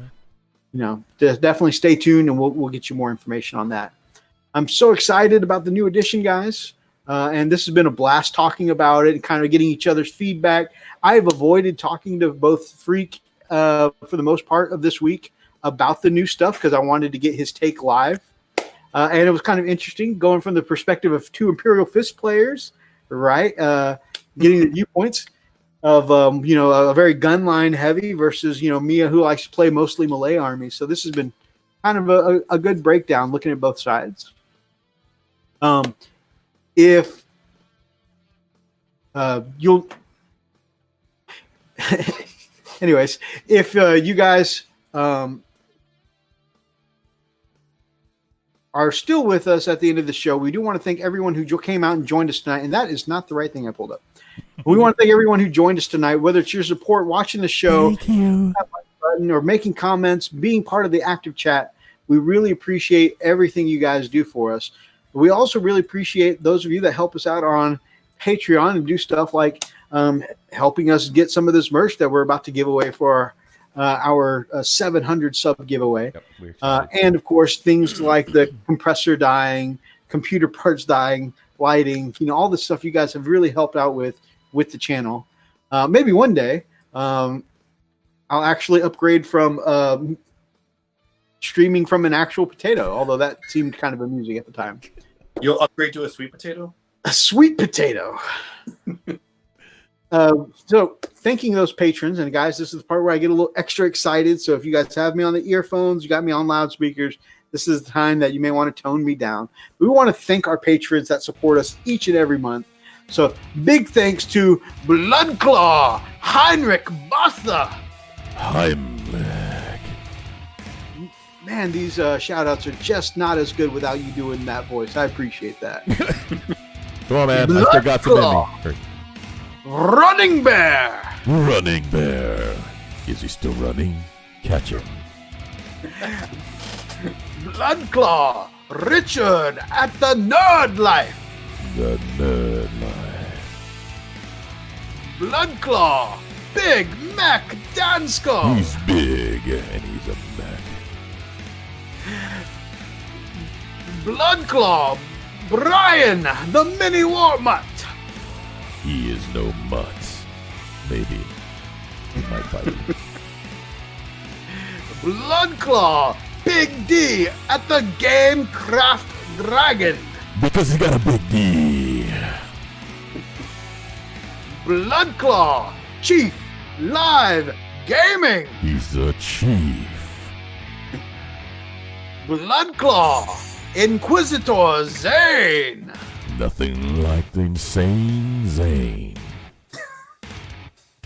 Grey Hunter, Brother Roxas. Roxas IT Master. Grey Hunter, Zack, the Crimson Painter. Zack. Everything's bloody with him. Wolfguard, Kalo. Drop trowel, baby. And the man in the chat, the Smash Captain gracing us with his presence here, beamed in directly, teleported from high orbit. The Wolfguard, Commodore. And not the computer. Next we have the ultimate Wolf Lord, who no man knows the name of, but have seen his bloody deeds across many a battlefield. Ooh, The ultimate Wolf Lord Anonymous. he might be standing behind you.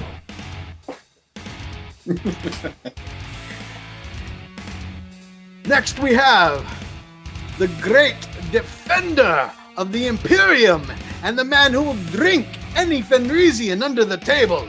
The ultimate Wolf Lord Meeks. Cheeks, clap them cheeks. And finally, our very own Smash Captain, the Wolf Lord with the biggest banhammer Oh, on all of that's Fenris. what she said. The ultimate Wolf Lord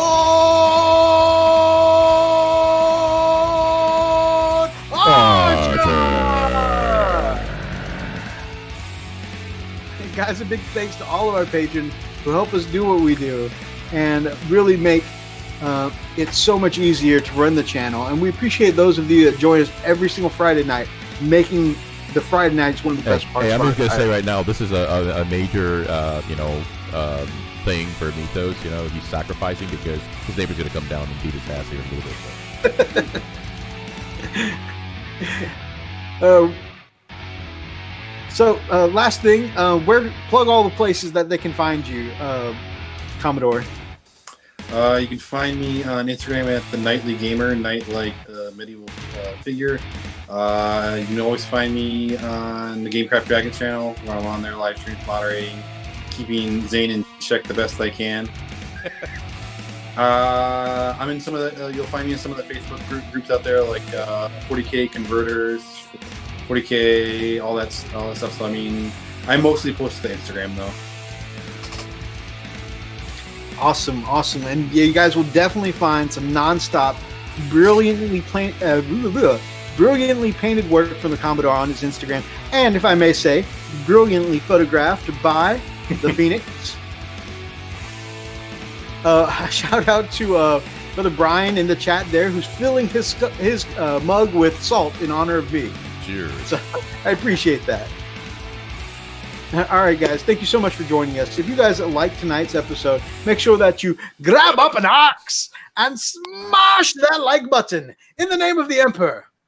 Drop us some comments down below, and feel free to be part of any of these ridiculous conversations that we had tonight.